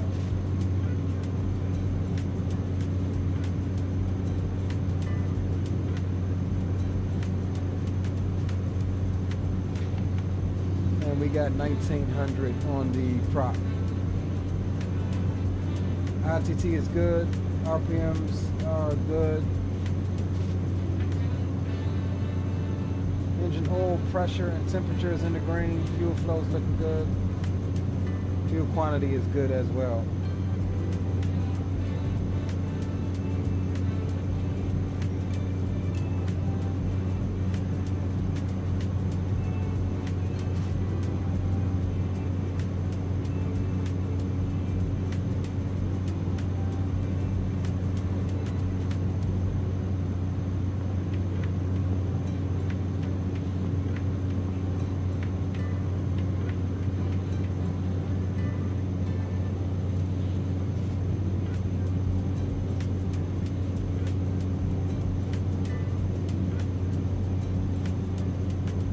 Not bad, not bad.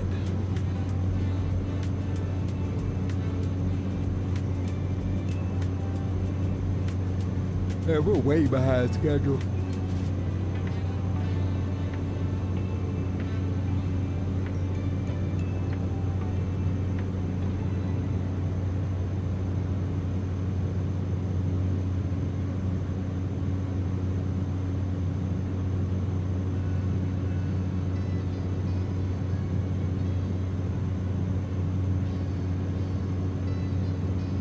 All right, here comes our cruise of 8,000.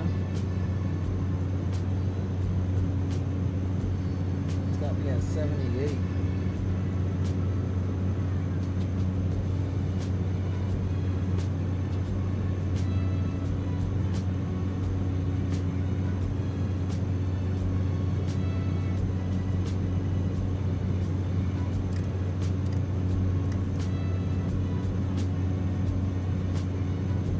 do you get back into vertical speed mode?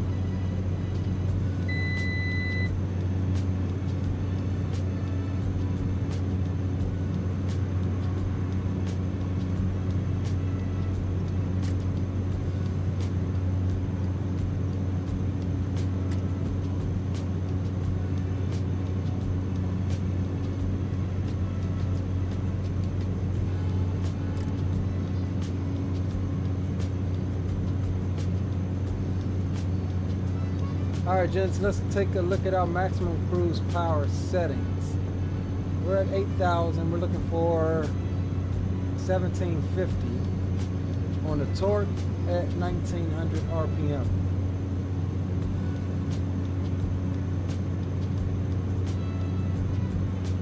So that's about where we got it now, 15, 16, 17.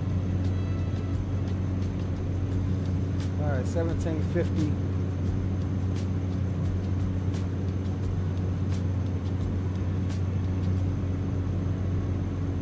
About here.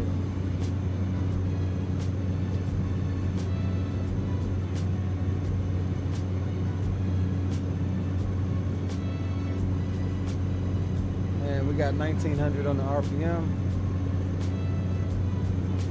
I guess it's 400.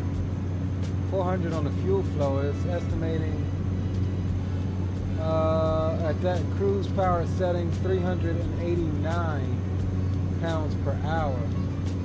We're at 400, so close.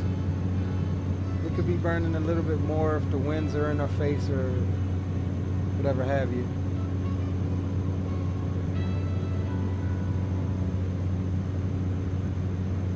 But we good to go now. We'll make our left turn here, upcoming at Welly.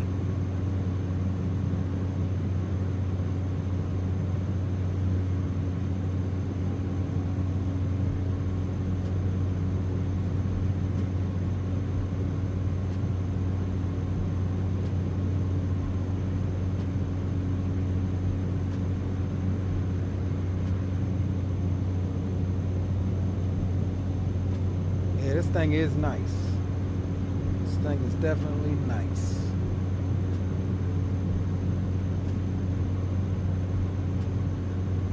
And get this, we're not killing the engine. We're at 100%. So I think, now that I'm paying special attention to everything, I think what it was that I wasn't paying attention to, the parameter that I wasn't paying attention to, was, hold on, I'll tell you guys in 1 second, stand by.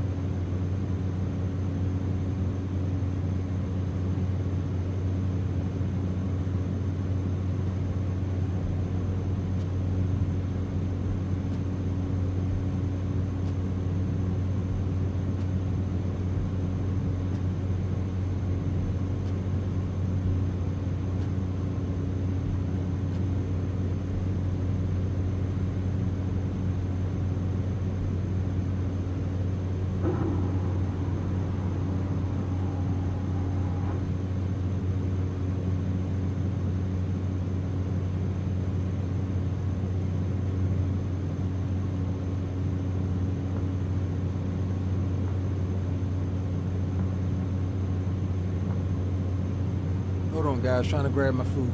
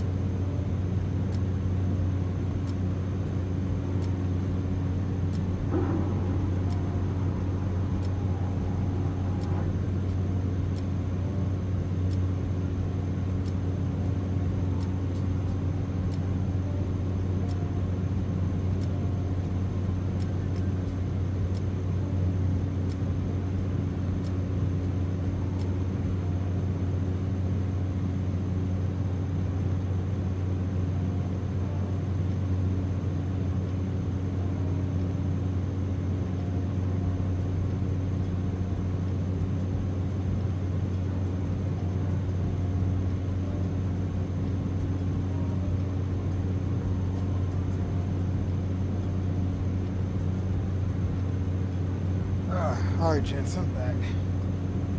Just realized I hadn't eaten. I stopped mid-sentence. I just realized that too. I stopped mid-sentence. Stop mid-sentence. So daggone go and get something to eat. Y'all know me, it bees like that sometime. Alright, looks like we just finished up our turn at Welly. So we are pretty much direct to Key West now. But what was I saying before I left? I forgot. I'm trying to think what I was saying.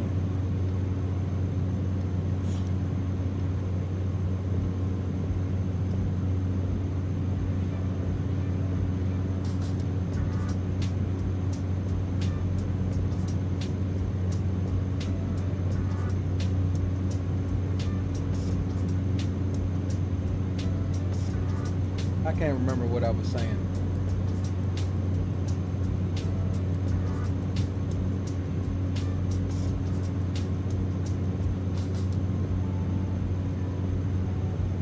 But what I was saying,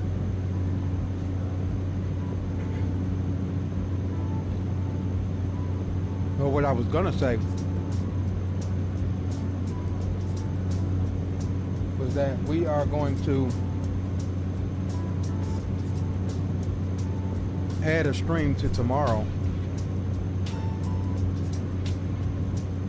I wasn't initially gonna stream tomorrow, but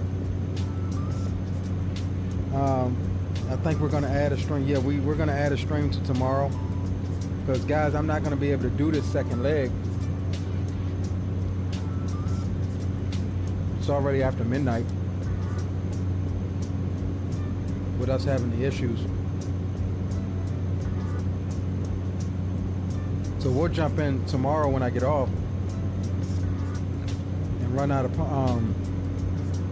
of Key West.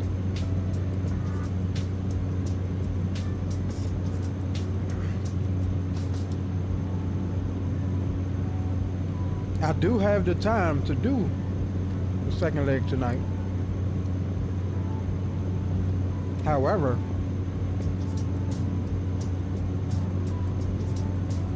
if I do that, I won't have time to get everything set up. I need to figure out what's wrong with this other screen and why that's on the blink. And tonight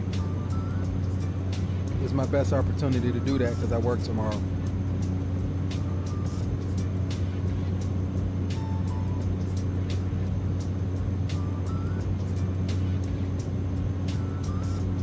By the time we get down there, it's going to be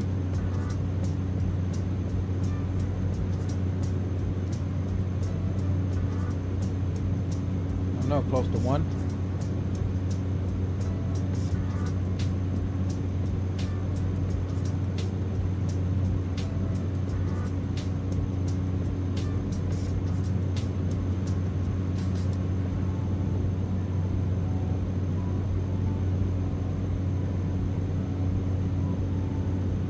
Man, what did I do with my headset? My track. Oh, here it is.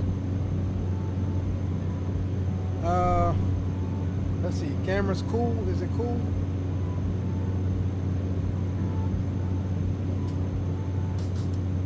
Get your turn back on. We got us a little nice cold brew. Y'all seen it before. Corona Sun Brew. Really good summertime kind of beer. Check it out if you like Coronas. To me, it tastes like Blue Moon should taste when you put an orange in Blue Moon.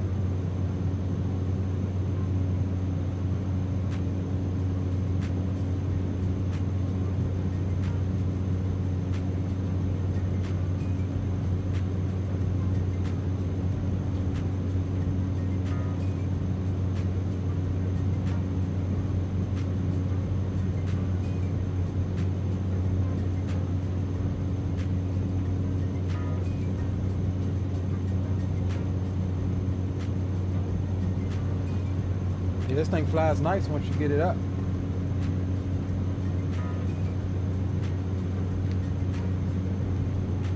I mean, everything feels right about the aircraft. I'm not gonna hold you. It handles well. Again, now I have not landed this thing yet. So this will be a first. And as of right now,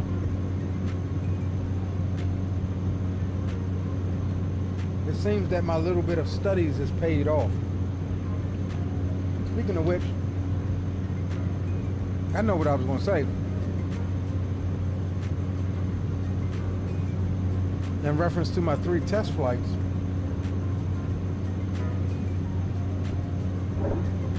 the one thing that I did notice was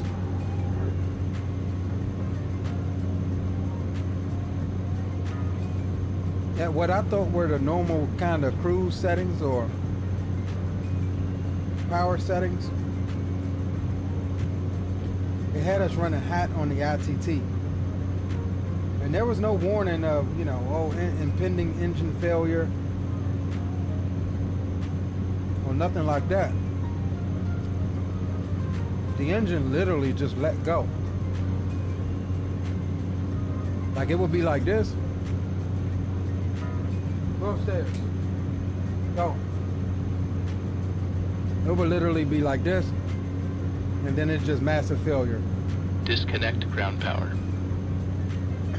And that was like riding that ITT too long.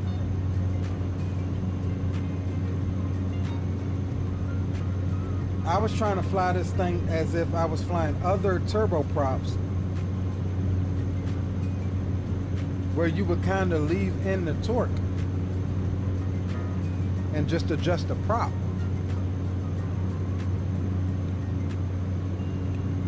And I was ITT limited every time.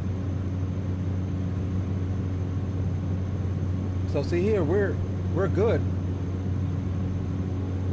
Typically my ITT was in the yellow.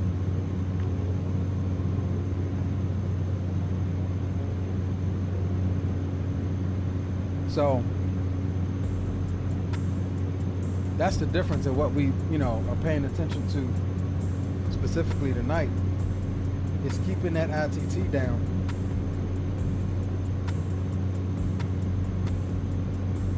Because I think that's where and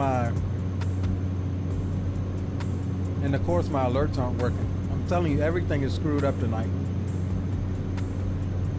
Tyler Rocks, appreciate you, bro. Welcome to the ground crew. Welcome to the stream as well. It's one of them kind of nights for me, guys. But as promised, we're gonna make it to Key West. But yeah, I'm gonna just do this one leg because, like I said, a couple things I want to get to tonight.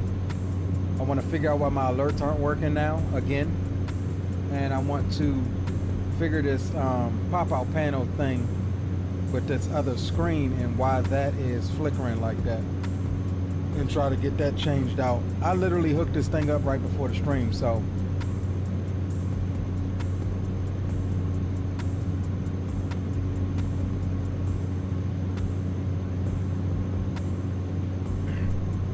And I also want to file that bug report with Just Flight about this TDS. And again, the reason why I'm saying maybe Just Flight is because I have this TDS GTN 750 and it works for a multitude of different aircraft, and it's never done what it's doing as far as when I jump to an outside view and come back, it literally reboots itself and deletes my whole flight plan.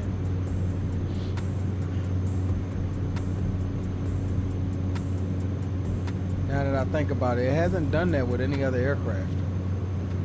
So I'm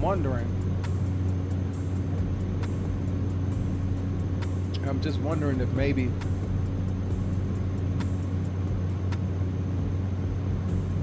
know what I'm saying?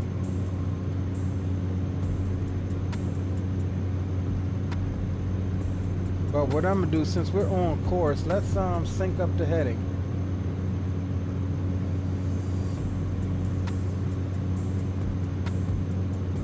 And we'll go heading mode because I'm gonna do it anyway. And we're just gonna jump out and enjoy this beautiful plane because she is worth it. She is 100% worth it.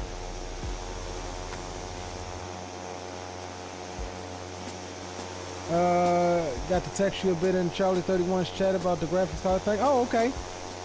What's going on, bro? Welcome, welcome.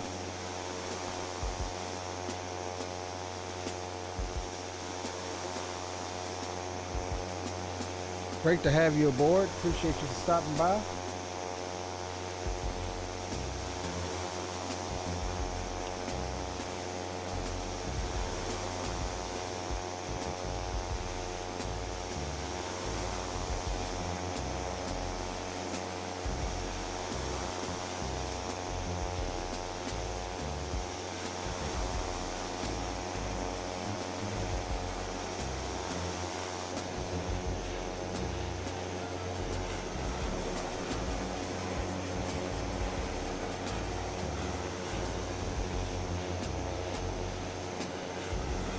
Yeah, this thing sounds lovely.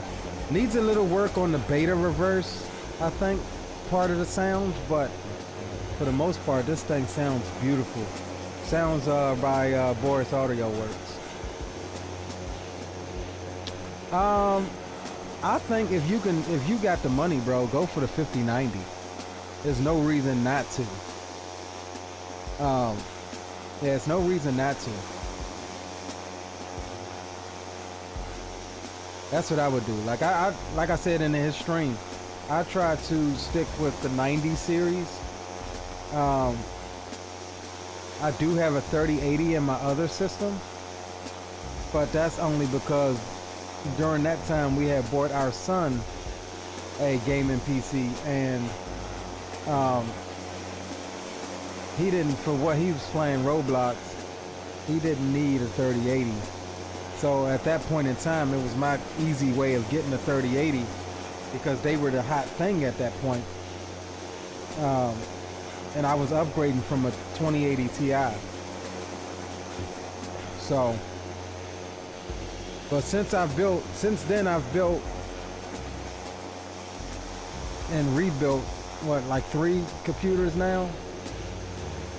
And I just typically try to stick with the 90 series. They give you the most VRAM.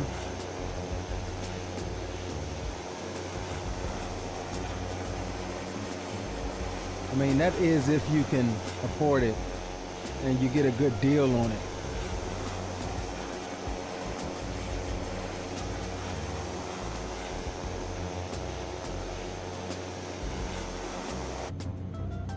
Oh, see, now that time it didn't delete my damn flight plan. Maybe it's just, I don't know, maybe it was just a flyby view.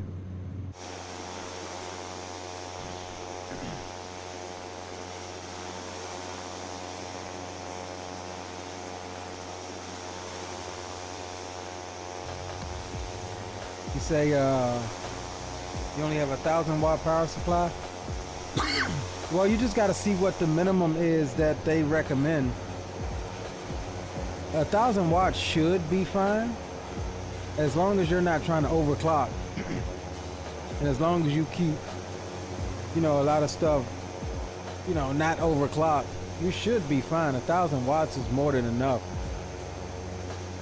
If you look at some of the pre-built systems that come with a 5090, I guarantee you they're probably only running like a 750 watt power supply. I mean, hell, I ran with a 750 watt power supply for a minute. Now, granted, that wasn't on the 5090. That was on the 3080 system. I mean, hell, this system here is only running a 1200 watt power supply. But then again, I'm not doing any major overclocking or anything either. Notorious, what's going on, Notorious? Welcome to the stream. Good to have you aboard, my friend.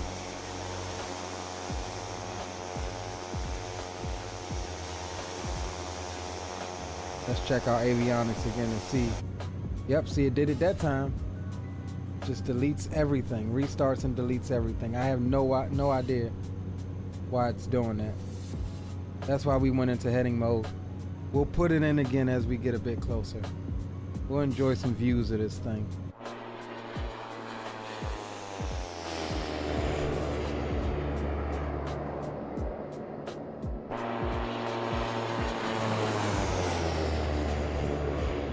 Yeah, flyby, this thing has probably the best PT6 sounds I've heard.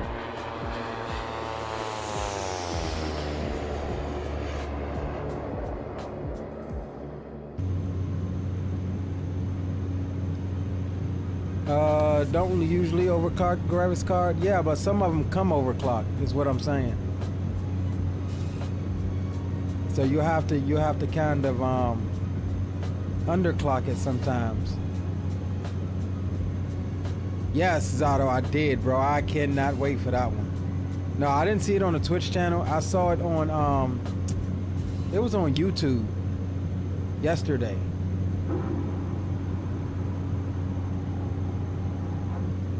Why am I getting toilet flush sounds?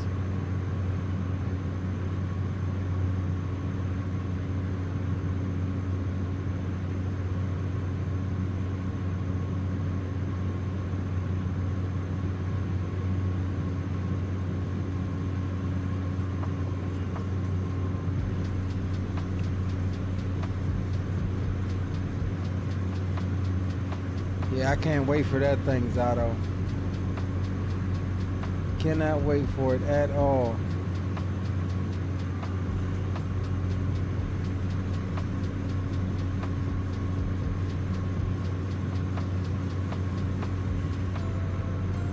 It's gonna be a marketplace release though. You said is that what they said? That it's a marketplace only?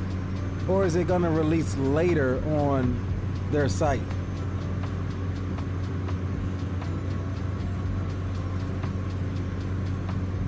I mean, yeah, I may have to spring for that one, even if it is a marketplace release. I may have to spring for that one.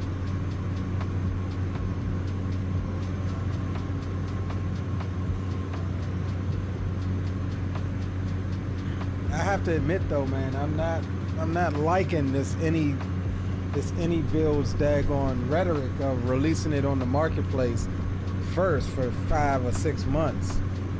I am not liking that rhetoric at all, because I, at all costs, don't like to purchase anything from the marketplace.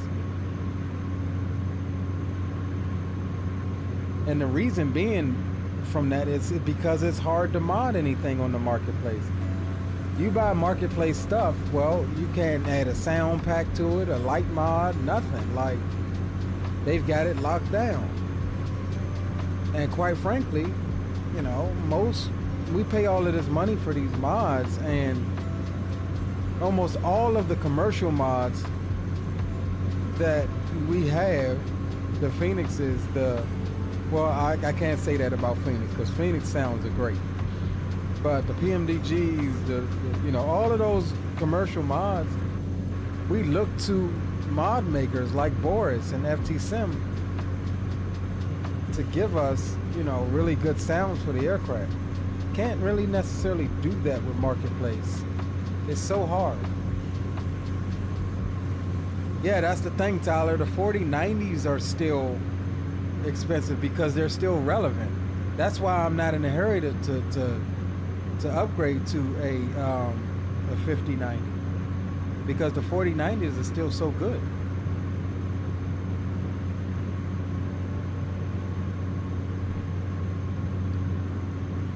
Honestly, I would get a 4090 before I got a 5080, in my opinion.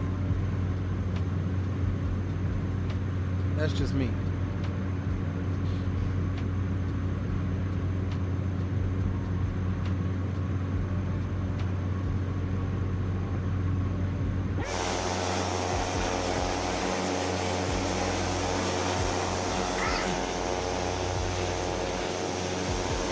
Yeah, that's what I would do. I would just get the 4090 and wait a few more years until the 5090, you know, quiets down. You know, that thing's gonna be hella expensive for years to come. And I'm gonna be honest with you, the 4090 is stupid expensive because of that very reason. A lot of people aren't buying 5090s because they're so expensive, which keeps the 4090 as still, you know, really popular. If you can hold out, bro, I would just try and wait until Black Friday.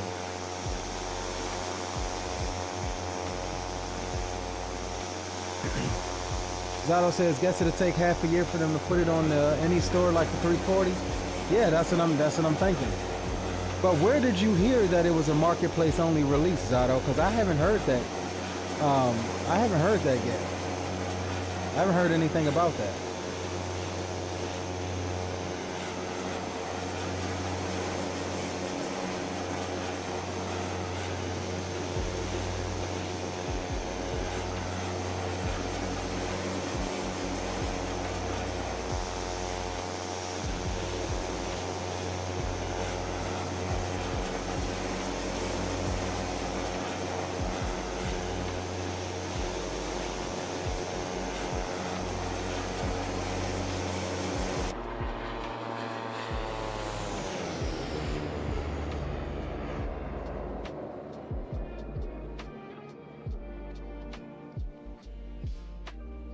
They confirmed it on the stream, and then folks were mentioning their Discord. Okay.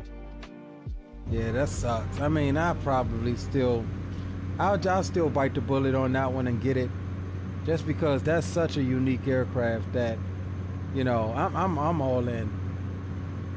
I'm all in. And it's a unique aircraft because, you know, it was like a video. I forgot what video I was watching that said this, but it made perfect sense. It's such a unique aircraft because it's not a Boeing, it's not an Airbus, it's not an Embraer. You know, it's built by Lockheed Martin. You know what I'm saying? Like, they're one and done. They're one and only.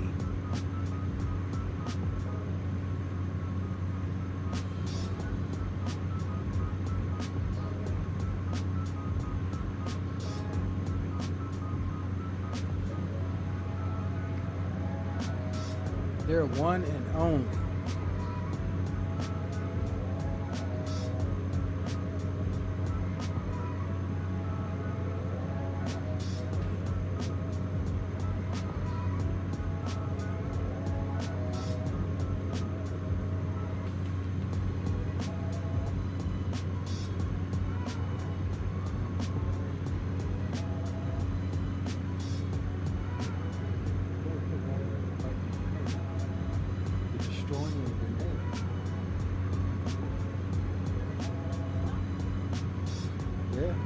Let it grow out.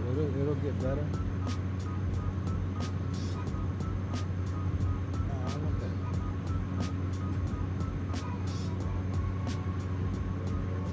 that. All right, we are getting close, so let's go ahead and. Why is everything wants to stop working today, y'all? Now my damn headset is not wanting to. My track IR is not working. Oh, there we go. I accidentally toggled it off. How did that happen? Let's go ahead and get this put back in here. Because we are getting close. System test okay. Yeah, I don't know why this thing keeps restarting when I jump. I'm gonna have to try out the PMS one and see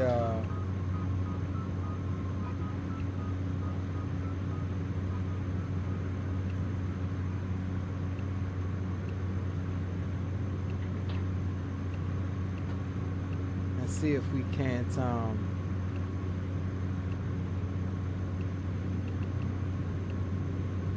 I low-key feel like it's an aircraft bug though. That's what I think. But maybe not. I'll still report it though.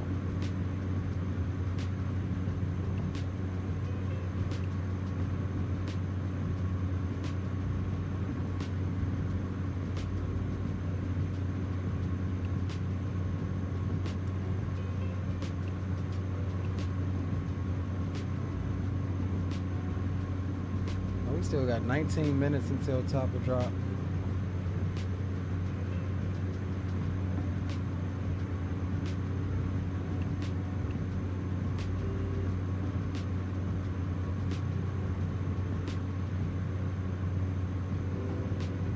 Oh wait, that's hella close though. Hold on.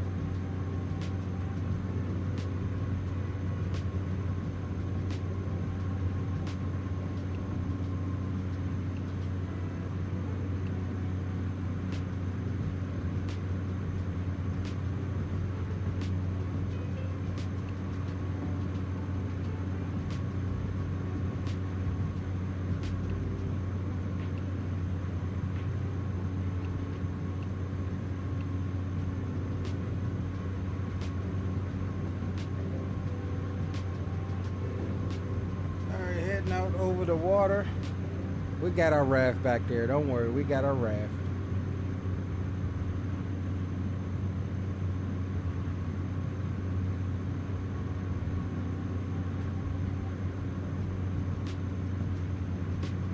So yeah, we'll add a stream. We'll do another stream in the Caravan tomorrow. I think we'll go ahead and do the island hopping out of Princess Juliana. We'll take her into St. Bart's and see if we don't tear her apart in there. And we'll just do some island hopping around some feeders or some cargo feeder ops around the St. Martin area. Keep us light on our toes. Zato says, yeah, so unique. Enjoyed the Captain Sim L1011 and FSX. Now we get another from Any Bills. Yes. Yeah, I can't wait on that, man. What do you say? You think they'll get it out before Expo, Zato? You think they'll get it out before Flight Sim Expo? Or do you think it? Do you think that they will drop it Expo weekend while we're at Expo?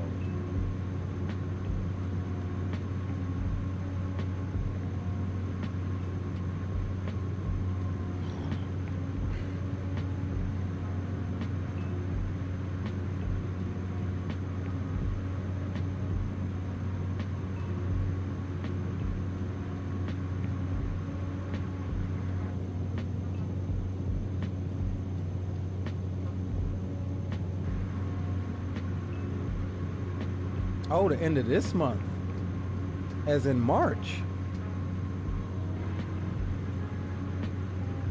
I'm a little more excited than I led on to be. I thought we at least had some months. Okay, the end of this month. I mean, it's already the 19th, so the end of this month. I mean. We've got what, 10 days? How many days in March?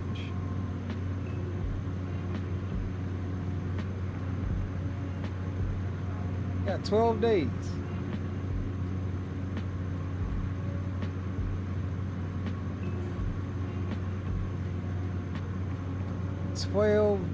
Okay.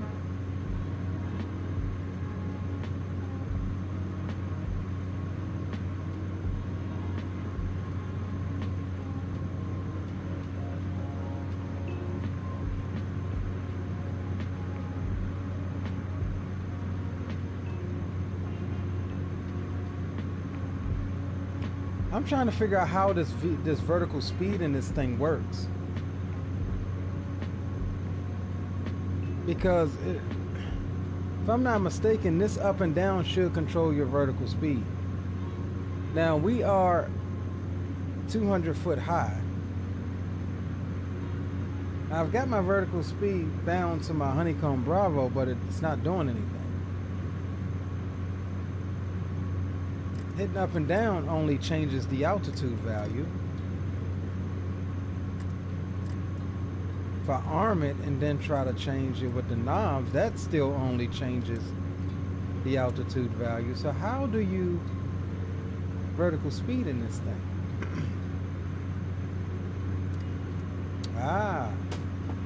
Here we are. You've got to hit the out.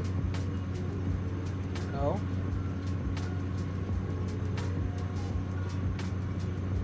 All right, right, let me just try to set 78. Let's see, hit the out. Yep, there we go. Okay. Okay.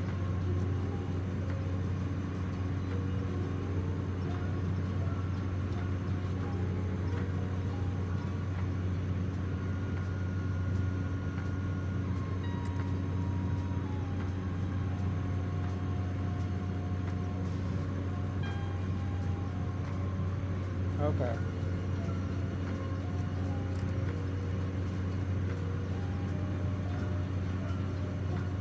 There we go.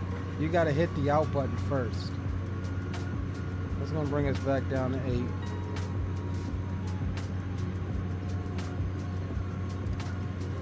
And see, it's not leveling us off. So why is it not? Because I'm in straight vertical speed mode. Now it's armed. Is it not armed going downhill?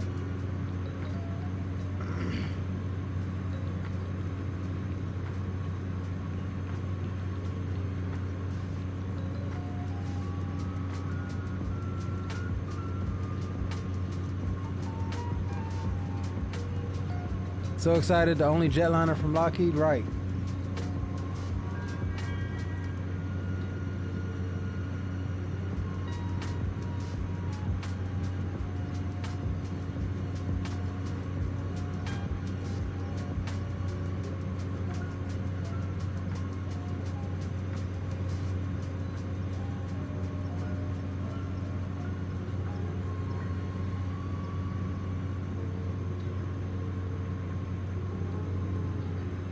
We got about 12 minutes until top of descent. And we've been doing good on taking care of our engine on this flight. I think we're good to go there.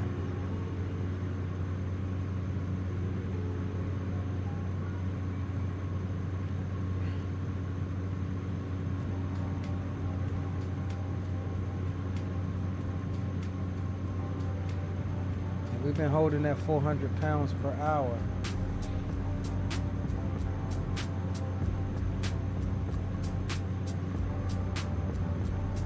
Look at the fuel tanks fluctuating. That's pretty dope.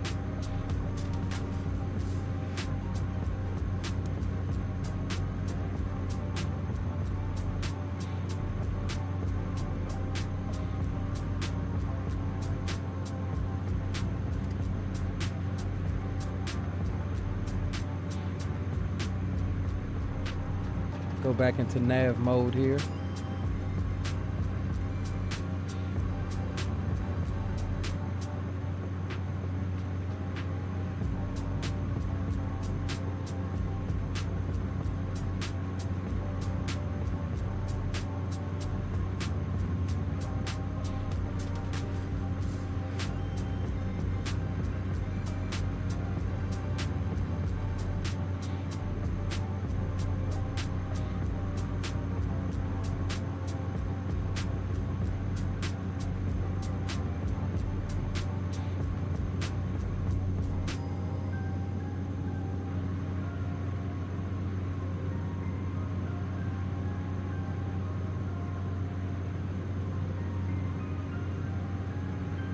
See the Florida Keys right out in front of us.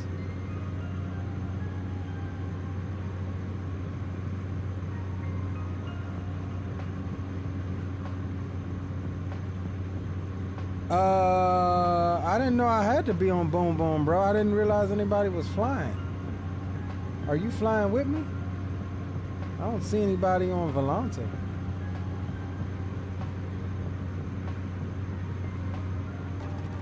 I see you now. I see you now coming out of RSW.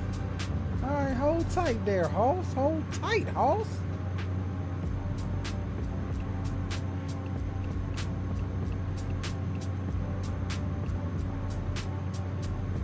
Boom, boom, radio check.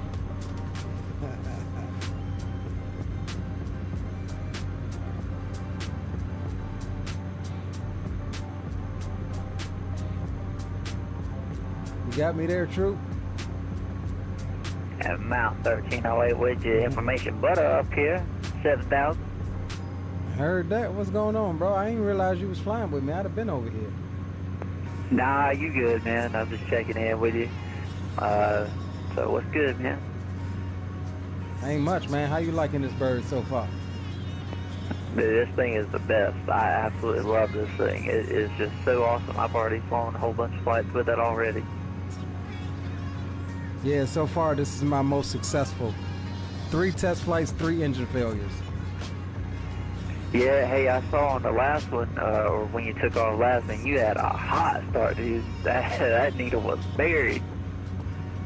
Yeah, I noticed because I looked over, that train had killed my daggone engine. I was like, how did I do that? And I thought to myself, I was like, yeah, hot start. Yeah, dude, this thing is so sensitive, and you know what? I really like that. Like that attention to detail. You have to treat it almost as if it's the real plane, because it almost is, isn't it? It's real as it gets. Yeah, absolutely. I was telling chat, I was like, man, you know, out of all of the Black Square aircraft that we have, you know, even the Turbine Duke, all of the other ones, this thing seems to be probably well done ×5, bro. Oh yeah, man, it's definitely up there. Ain't no doubt about it. I mean, they've absolutely outdone themselves with it. But I mean, you know, they were definitely leading up to something of this quality anyways. You know, if you go back, I mean, oh yeah, this was due to come at some point. It's something that is just this good. Yeah, 100% agreed. I mean, even their analog Caravan back in 2020 wasn't this in depth. I mean, it was a huge step up, yes. But man, I've never had a problem starting a freaking PT6A engine. Yeah, it can be real unforgiving, huh? At least that's what I'm learning. I mean, I've already kind of ran this. Well, actually, on my first takeoff, I just pushed it too hard, man, and I got a chip, you know. Yeah, I had a couple chips too. I was trying to figure out how I got them because I didn't think that I had did anything wrong, and I was going off of the checklist. But you know me, I just hit that little repair engine real quick. Yeah, that's all you gotta do. Hey, it's real cheap doing that, real cheap and easy. Right. While we learning. One of these days, though, once we learn this aircraft real good, we're gonna be like, all right, now this is what we got. We got a 25% engine, and we finna run with it. We're gonna have to baby this thing. Exactly, and that's gonna be cool. It's cool to be able to simulate this, man. Bill's Mafia says Black Square never disappoints. 100% agree with you. Yep, Zato saying A2A. Yeah, as far as the general aviation market, A2A Sim and Black Square is they are the 100% go-tos, man, as far as study levelness. I mean, this thing is in my opinion, you know, I've always liked the Caravan, but this version of it is just out of this world, and that's just my opinion. Now, I like to figure out why the TDS. Hey, bro, are you using the TDS or the PMS GTN? I'm using the TDS. You got Chase Plane installed? I do, if you have NFS realistic. All right, so the issue that I'm having, and I'm wondering, I'm really thinking that it's got to be a bug, but excuse me. Every time I goddamn jump out to an exterior view and jump back into the airplane, my TDS reboots and it removes my whole flight plan. Oh God, that's no good. What? Yeah, if you scroll back in a couple of early on in the string, it's done it every single time. Well, not every time. I got away with using cinematic view just a little bit ago, but then I jump out again, and you hit your save button and jump back in, and goddamn the daggone TDS is powering on, and it reboots, and goddamn my flight plan's gone. I've had to enter my flight plan in like 7 times this flight. Damn, dude. Well, might want to try maybe a fresh install, I guess. I mean, I've got a pressure install myself for this thing. I haven't really had any problems, thankfully, though. Now, I will say on those test flights I did, I haven't had that issue. So yeah, I'm wondering, yeah, I'm gonna have to mess around with it after the stream. Oh yeah, big time, bro, because yeah, that's not good, man. I mean, as far as, I mean, you ought to be able to go outside the plane, come back in, and be able to expect that everything's gonna be all right. Right.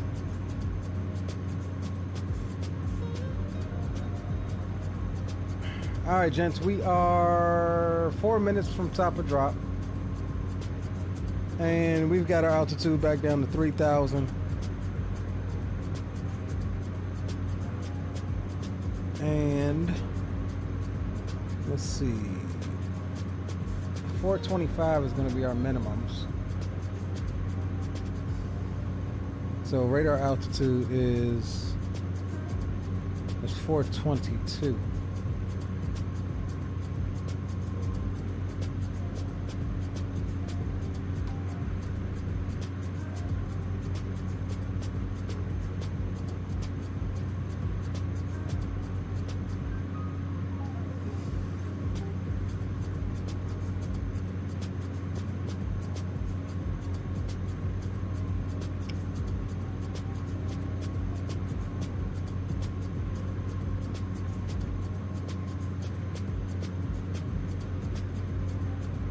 Hey, question, you done an RNAV approach in this thing yet?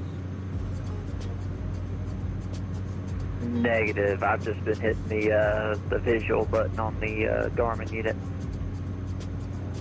Where's that at?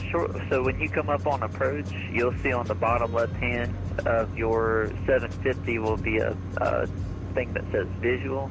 It'll allow for you to initiate the visual approach for a certain runway.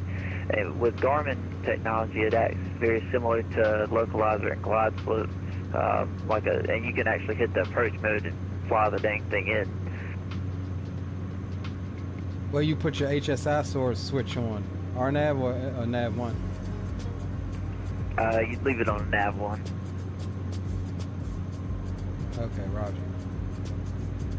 All right, we're gonna go ahead and start down now a bit early.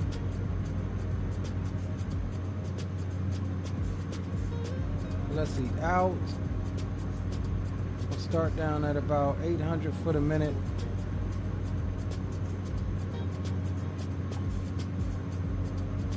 And it is armed, so we're coming on down. Let's go ahead and pull. Also, Leah, just side note, along with that, you can find the visual approaches in the procedures for the approaches for your airport. It's all in the same page where you find the ILSs, RNAVs, and whatnot. Okay, so I've already got loaded the RNAV approach. So would I need to change that in the procedures page to the visual? You could if you want to do the visual. Honestly, I've got the same RNAV you probably have with the jet transition, I believe. So yeah, we both gonna find RNAV tonight probably. Yeah, that's what I want to see. I want to see if this thing, if you arm it before, just like you normally would, like what happens in this thing, you know? Right. Yeah, I'm curious, man. I'm so rusty on this too, man. I'm excited to see how this gonna fly. Yeah, roger. All right, we'll see what the RNAV do. All right, so we've backed off the power a little bit to keep from over torquing. I'm gonna back off the speed a good bit. Let you go in. Okay, roger.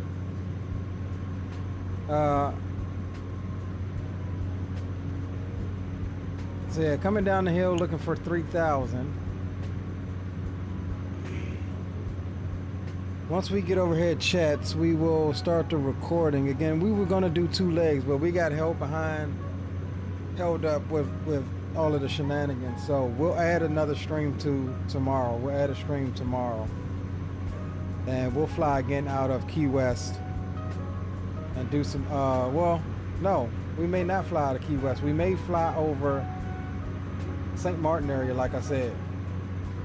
Zato mentioned St. Bart's. That ought to be that ought to be just some more shenanigans going into St. Bart's. So they need packages out there too. Let's see. So that's okay. That is Troop that I see out there on TCAS, I believe. No, he's off to my right. Troop is off to my right. This is, I think this is him.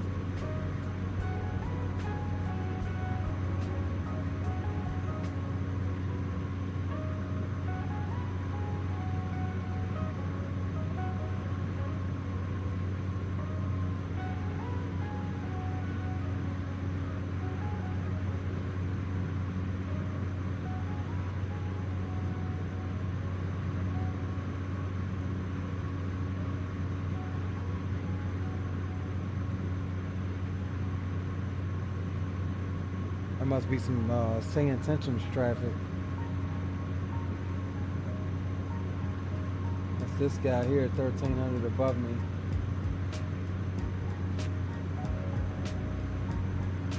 I don't necessarily see Troop out there yet.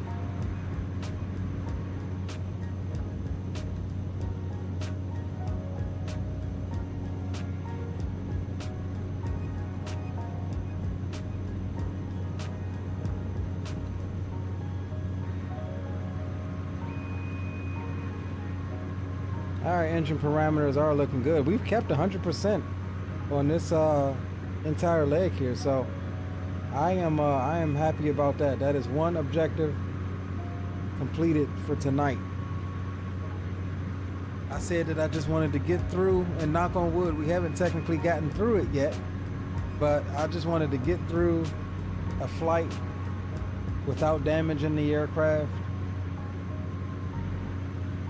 This is typically what I do before streams on a new aircraft or whatever, is we just do a short little flight, test everything out, figure out how things work. And because we didn't get a successful approach, I don't know how this thing's gonna treat an RNAV. I don't know, I can't remember. It's been a long time since I've flown the Caravan. Hey Troop, you up? Yep. Now, we saw what you do in the Kodiak, but you know what I'm thinking there, Hoss. I'm feeling some Papua New Guinea ops coming in this thing here really soon. You know, I am definitely good for a good redemption stream back in Papua New Guinea. I think that would be a good one. Maybe this time I won't have to lay her down back here. Huh? Shoot, you ain't lay her down, you laid her up the side of the mountain. Yeah, I don't even know how that happened, dude. You came in hotter than goddamn fish grease, that's what happened. I sure did. But you know what, though? I'm pretty sure I was actually in the analog Caravan. If you go back, I'm pretty sure I was in that. You sure? I thought we were both in Cody's. I know you were in a Kodiak, but I think I was in Caravan that night. We have to go back.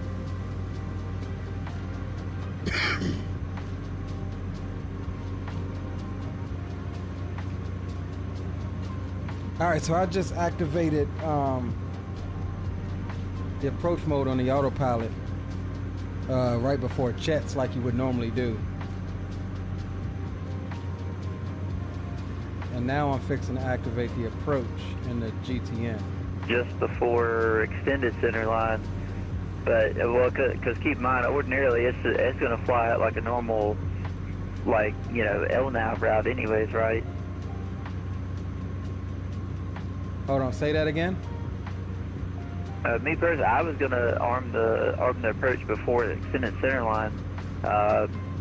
Really, because, I mean, an RNAV, it's still going to follow normal LNAV navigation, right? You really just need it to arm that the glide slope aspect of the RNAV, right? I mean, Vertical track. Well, I know in Airbus and Boeing, you need to arm it before you get to your initial approach fix. or it won't give you all of the symbology. So I'm just kind of taking that same approach here and see what it does. Okay. Well, I might follow along then. Now I don't expect it to do what, you know, an Airbus would, but anytime I try to activate it after the initial approach fix, at least that's what I heard from an Airbus pilot, but anytime I've tried to activate it after, I don't get them little green, at least in Airbus, the little green rectangle squares that act as the glide slope and localizer diamond. I don't get that if I miss activating it before the initial approach fix. Okay, so that's the trick then. But yeah, I'm not sure if it'll replicate in here with the Garmin system, but we can sure find out. Yeah, Roger, I mean, so far I don't see anything different. I don't see anything different at all, as far as I'm not getting anything popping up as if I was flying an ILS. At least on my HSI, I'm not. Right. Now, especially with considering Garmin logic, is the approach something that needs to be activated on top of that? Well, that's why I activated it. I did activate it. Okay, hold on. Sit tight, bro. I've got a glide slope here on base after checks. It's showing that I'm high right now, but I've got the little diamond that popped up on there. Okay. Well then, yeah, I guess, well, because essentially once you pass the initial approach fix, it automatically, or something automatically does activate within the, so there's two activations. There's the autopilot approach activation, and then there's what I'm talking about, which is like in your flight plan. If you go and click on the approach in your flight plan, you can activate the approach from there as well, or, you know, well, within the thing. Well, get this also, bro. On my autopilot, it's showing GS's arm, glide slope is arm. So I think you're right. Okay. Well, shoot, then you good then, right? The only problem is I'm high trying to figure shit out. Oh. I'm trying not to be in the same position too. I'm dropping like a rock. I didn't miss my top drop. Yeah, I'm trying to figure out what it's doing laterally and why it looks like it's trying to fly backwards to pick up Atnall or whatever this is. But it looks like it's going to try to come around and loop around to the left. Oh, I see. Okay. So yeah, we're just testing here, chat, trying to see what the aircraft is going to do. I don't think it's going to fly this correctly. So you see where we're at here? We've lost the glide.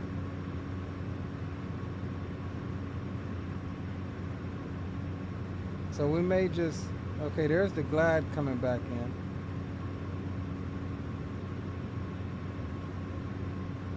So she is trying to turn to intercept it. All right, she is turning to intercept it, and she's definitely got a glide slope armed. I did lose the diamonds here for a second, but I think that's just because I'm hella high. Okay, but ultimately you got it though. I mean, maybe you might need to get closer for that glide slope thing. Oh, I see it on your stream now coming in. Okay, yeah, you got it. All right, gents. We're trying out an RNAV for the first time. On me, I'd never pressed anything coming in yet, and I have picked up a glide slope indication. Okay, so yours is picking it up automatically then, yes? Yes, it appears that the approach automatically activated in the system. Okay, got you. Now, one bug that I do see with the aircraft so far is that it's trying, and this is not just with this approach, but this is with your flight path in general. Like, it tries to turn too sharp to intercept your course. Like, I was off there, you'll see on the stream in a minute. I mean, it turned 90 degrees, goddamn, to get back to the final approach course. Versus, you know, having it kind of shallow, which kind of causes it to overshoot itself back and forth sometimes. Yeah, so maybe that's something that could get trimmed up. This will actually go down as like my first actual full instrument approach in this thing. Not that I really need to do it here, but you know, on my end it's very cloudy. But yeah, I mean it's interesting on this planet. Yo, what's up, Vaughn? So you guys see, chat. You guys see how it's hunting the lateral portion of this because it's trying to turn too sharp. We're letting it do its thing here, just to kind of see what it does. But I just believe that it's because it's too sharp here.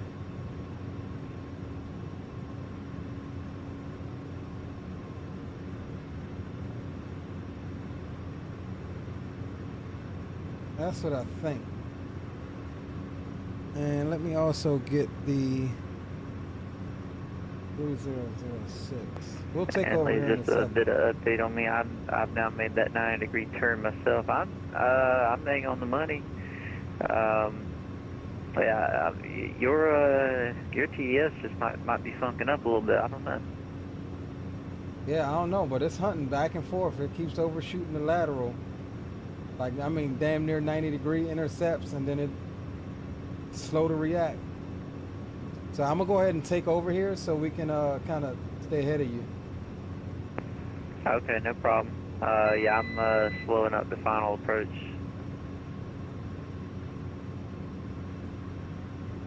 Okay, Roger, we got the field in sight.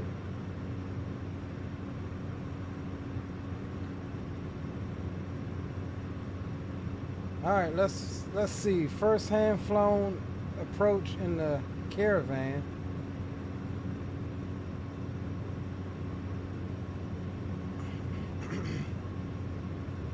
So yeah, we'll need to see what's up with our TDS. I think I got, like he said, I got something funky going on with my TDS here. All right, we're gonna go full on the props.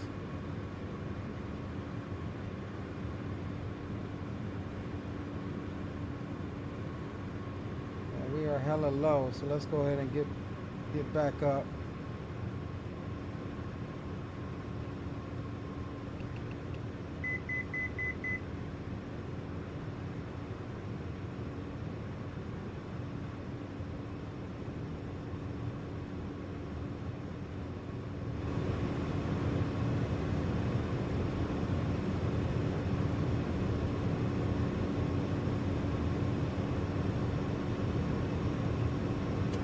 We get our first notch of flaps in. She's gonna want a balloon. We're gonna trim her and not let her. Here comes the glass slope coming on down at us.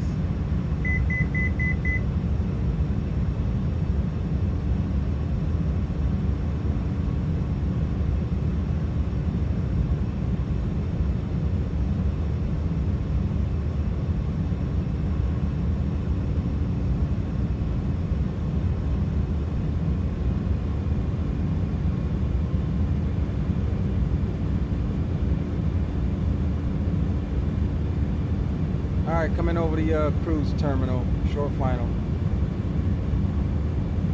Roger, I'm about 3 miles from Busty.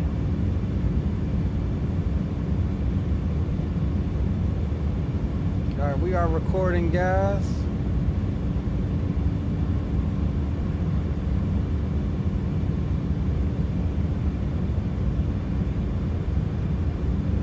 Glass slope is good. Airplane really hand flies nicely, I will say that. Here goes second notch of flaps.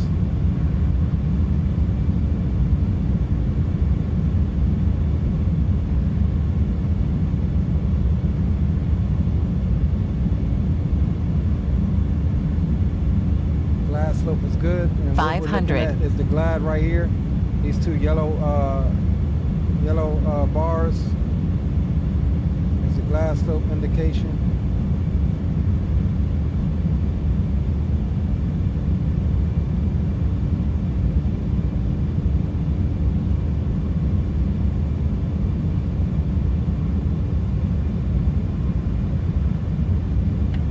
last notch of flaps.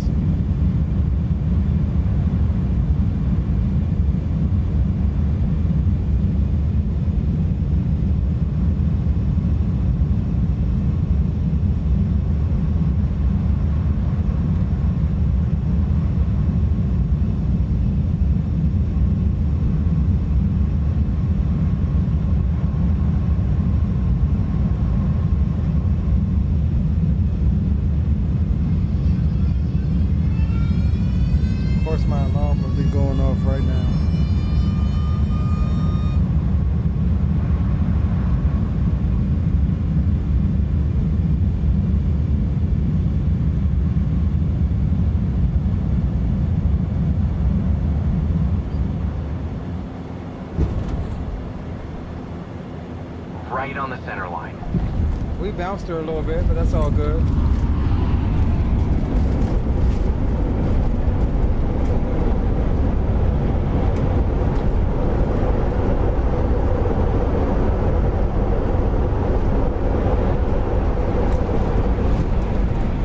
Definitely bounced her a little bit, but that felt really nice.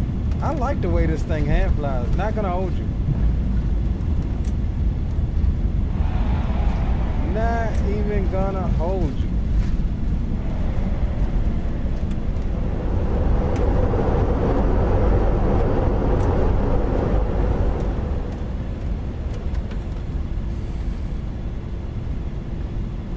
Ladies and gentlemen, welcome to Key West. Hey, good stuff down there, bro. Yes, sir. We are clear at Alpha 3. Roger that, about 4 miles out. Alright, we'll pull over here just because they don't really have a cargo ramp here.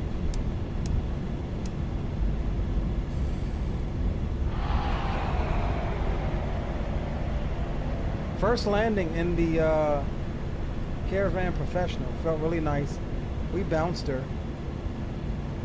But I'm okay with that because it was still a pretty good hand-flown approach. And we'll get over here and park it on up.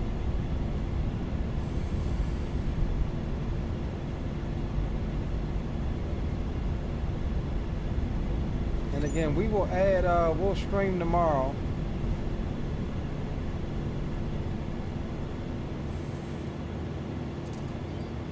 And we'll run some more Caravan ops. I really want to master this thing. This is a really nice aircraft that I really enjoy. And we're not going to shut down yet because we're going to watch some replays. So before we do that, let me go flight control and let's stop it. 2 mile final. And let's jump out and catch troop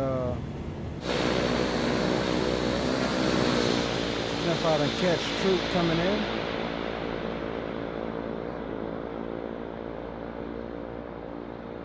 But yeah, I think I'm gonna go and mess around and try to get my screen working, and then I may do something off stream. If you guys want to jump into Discord, I'll be in there for a minute.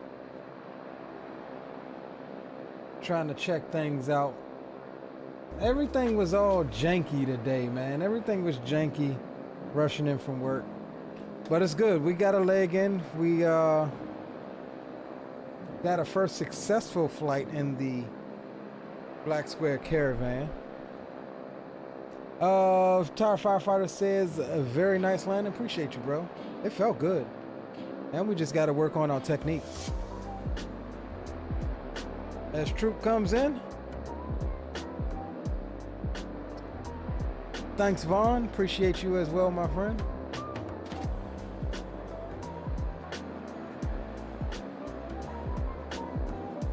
It's like he's getting a little wind buffered in too.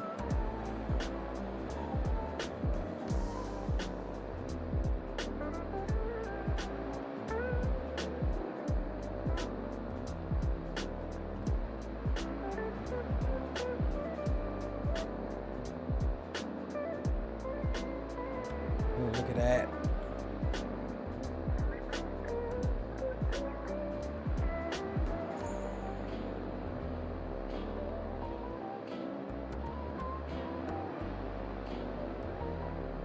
flying it. Is he down? Oh, you know what? He may be down. I think we have different airports. Yeah, I've got the new airport, the new Key West.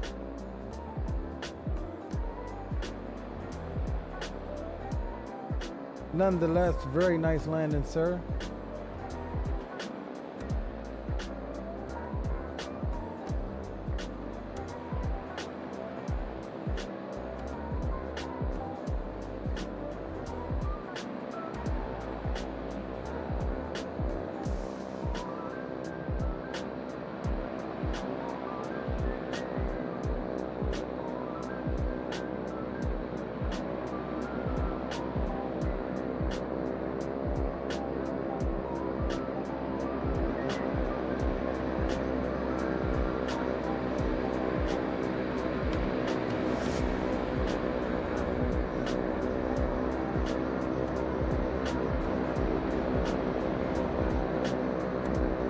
Yeah, he's got a different airport, that's why.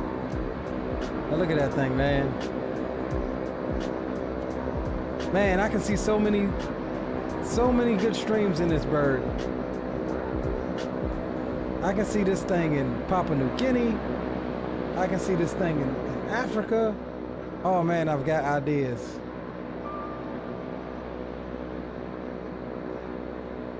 I've got ideas.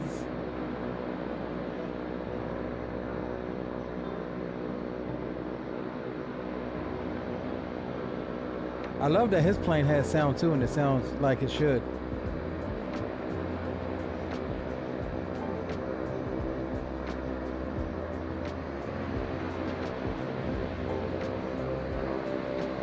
Yes, sir.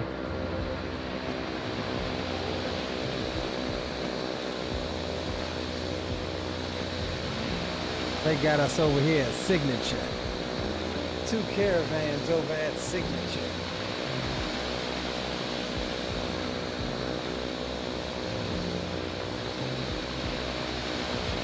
Look at that.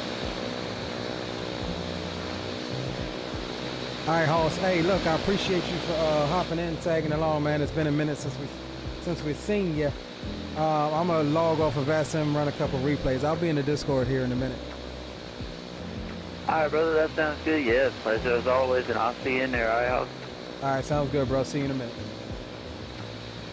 All right, let's do this, gents. Let's go ahead and disconnect from VATSIM. And let's see how this thing works in replay mode. Let's see if everything will sync up as it should. We'll click play here. And let's see where it puts us. It puts us on the left base. See how it's hunting? All right, cool. So we'll watch one from here. Now let's hop out and watch it. Let's hop out and watch it.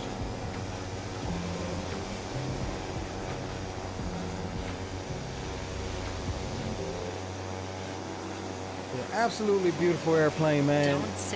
Again, I got some little issues. I don't know whether it's the TDS or whatever, but that's what I'm going to go try to figure out now. We've got confirmation that he isn't having any problems about it. I mean, with it. So to figure out what's going on, why every time we jump out, it wants to delete our flight plan. Don't sing. Don't sing. Don't sing. Don't sing. And again, I don't know why we're being told not to sing. Don't sing. Don't sing. Don't sing. Don't sing. Don't sing. Don't sing. Don't sing. Don't sing. Don't sing. Don't sing. Don't sing. Oh my God, how do we shut that up? Don't sing. Don't sing. Don't sing. Don't sing. Don't sing. Yeah, we got high right there because my phone alarm went off. Don't sing. Had to get her back down. Yeah, we bounced her a little bit, but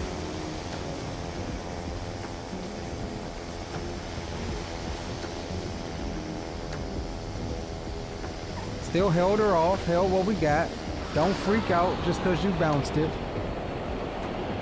Just keep your attitude. Right on center line too.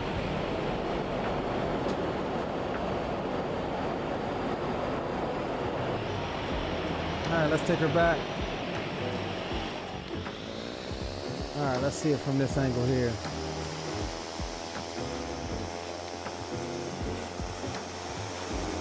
Don't sink. Don't sink. Don't Yeah, we were sink. getting a little bit of wind. She's Don't bouncing sink. around a little bit.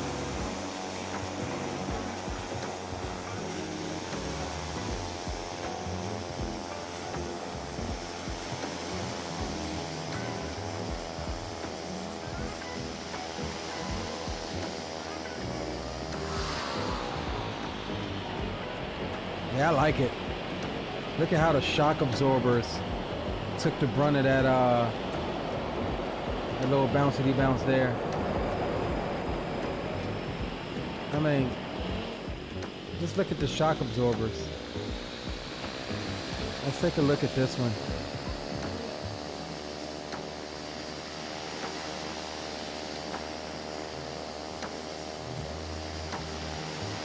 Look at that.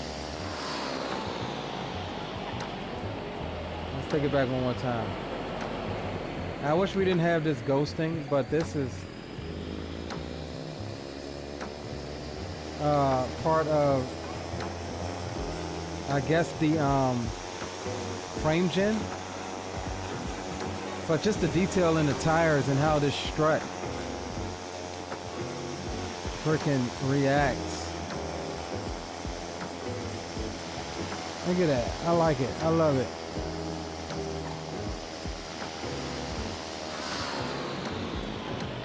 Camera would.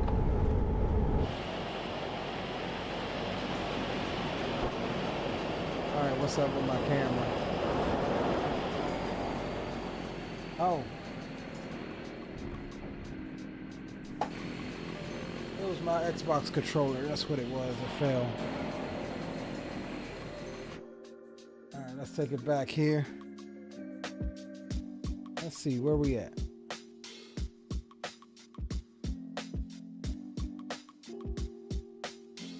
Let's see if we can't move ourselves in position here, gentlemen, to get us a nice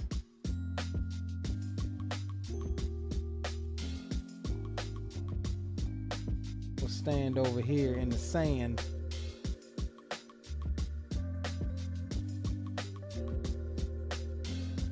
And let's take it back.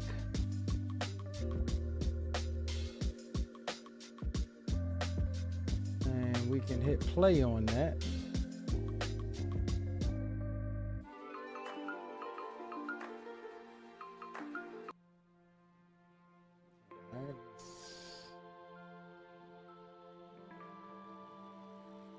All right, gents. We're gonna watch this one and then we'll leave you with one more. As always, I appreciate you guys for hanging out with us tonight. I am sorry. I do apologize that we weren't able to do 2 legs as promised, but we're pushing well past midnight now. We had some troubles in the sim earlier, but you know, we managed to get at least something out of tonight. With that said, as I've stated, we're adding another stream to this weekend's lineup. We'll be coming on tomorrow night after work, same time, same place, same aircraft, and we'll have some fun continuing to learn the BLACKSQUARE Caravan Professional. One of my favorite little just absolute workhorses of the aviation industry, still being flown and operated by airlines across the world today. So yeah, look at that. Little bouncy bounce.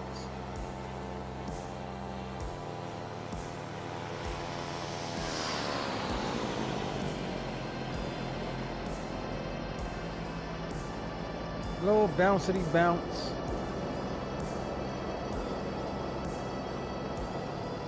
Absolutely beautiful aircraft.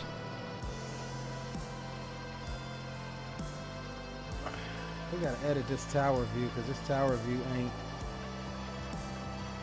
even right here. for this here airport. The tower is actually over here.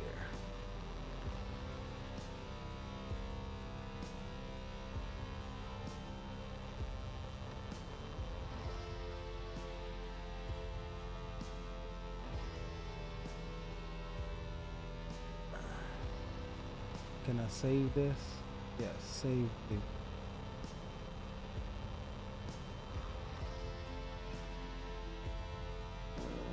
Oh no, it didn't save. Alright, here, let me move this back over. We're gonna get us a tower view and enjoy the approach over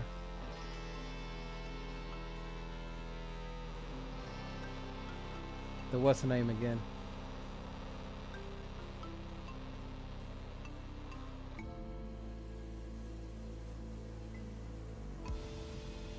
Alright, save any view that is from the tower. Track aircraft on tower.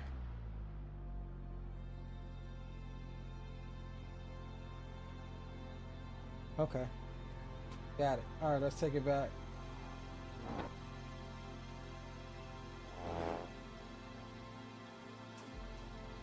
All right, hit play.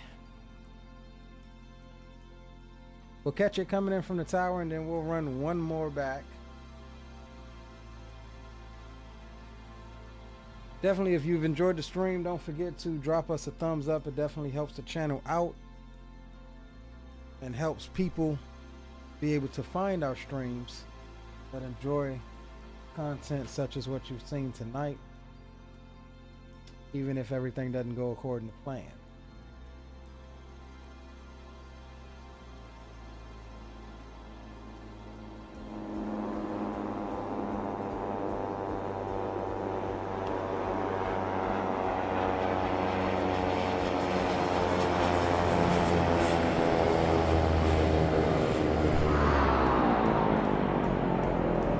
Definitely had a little bouncy bounce.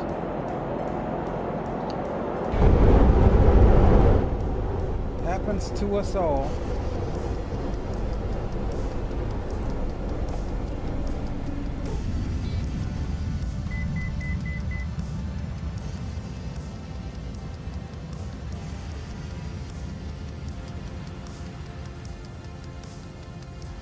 Happens to us all.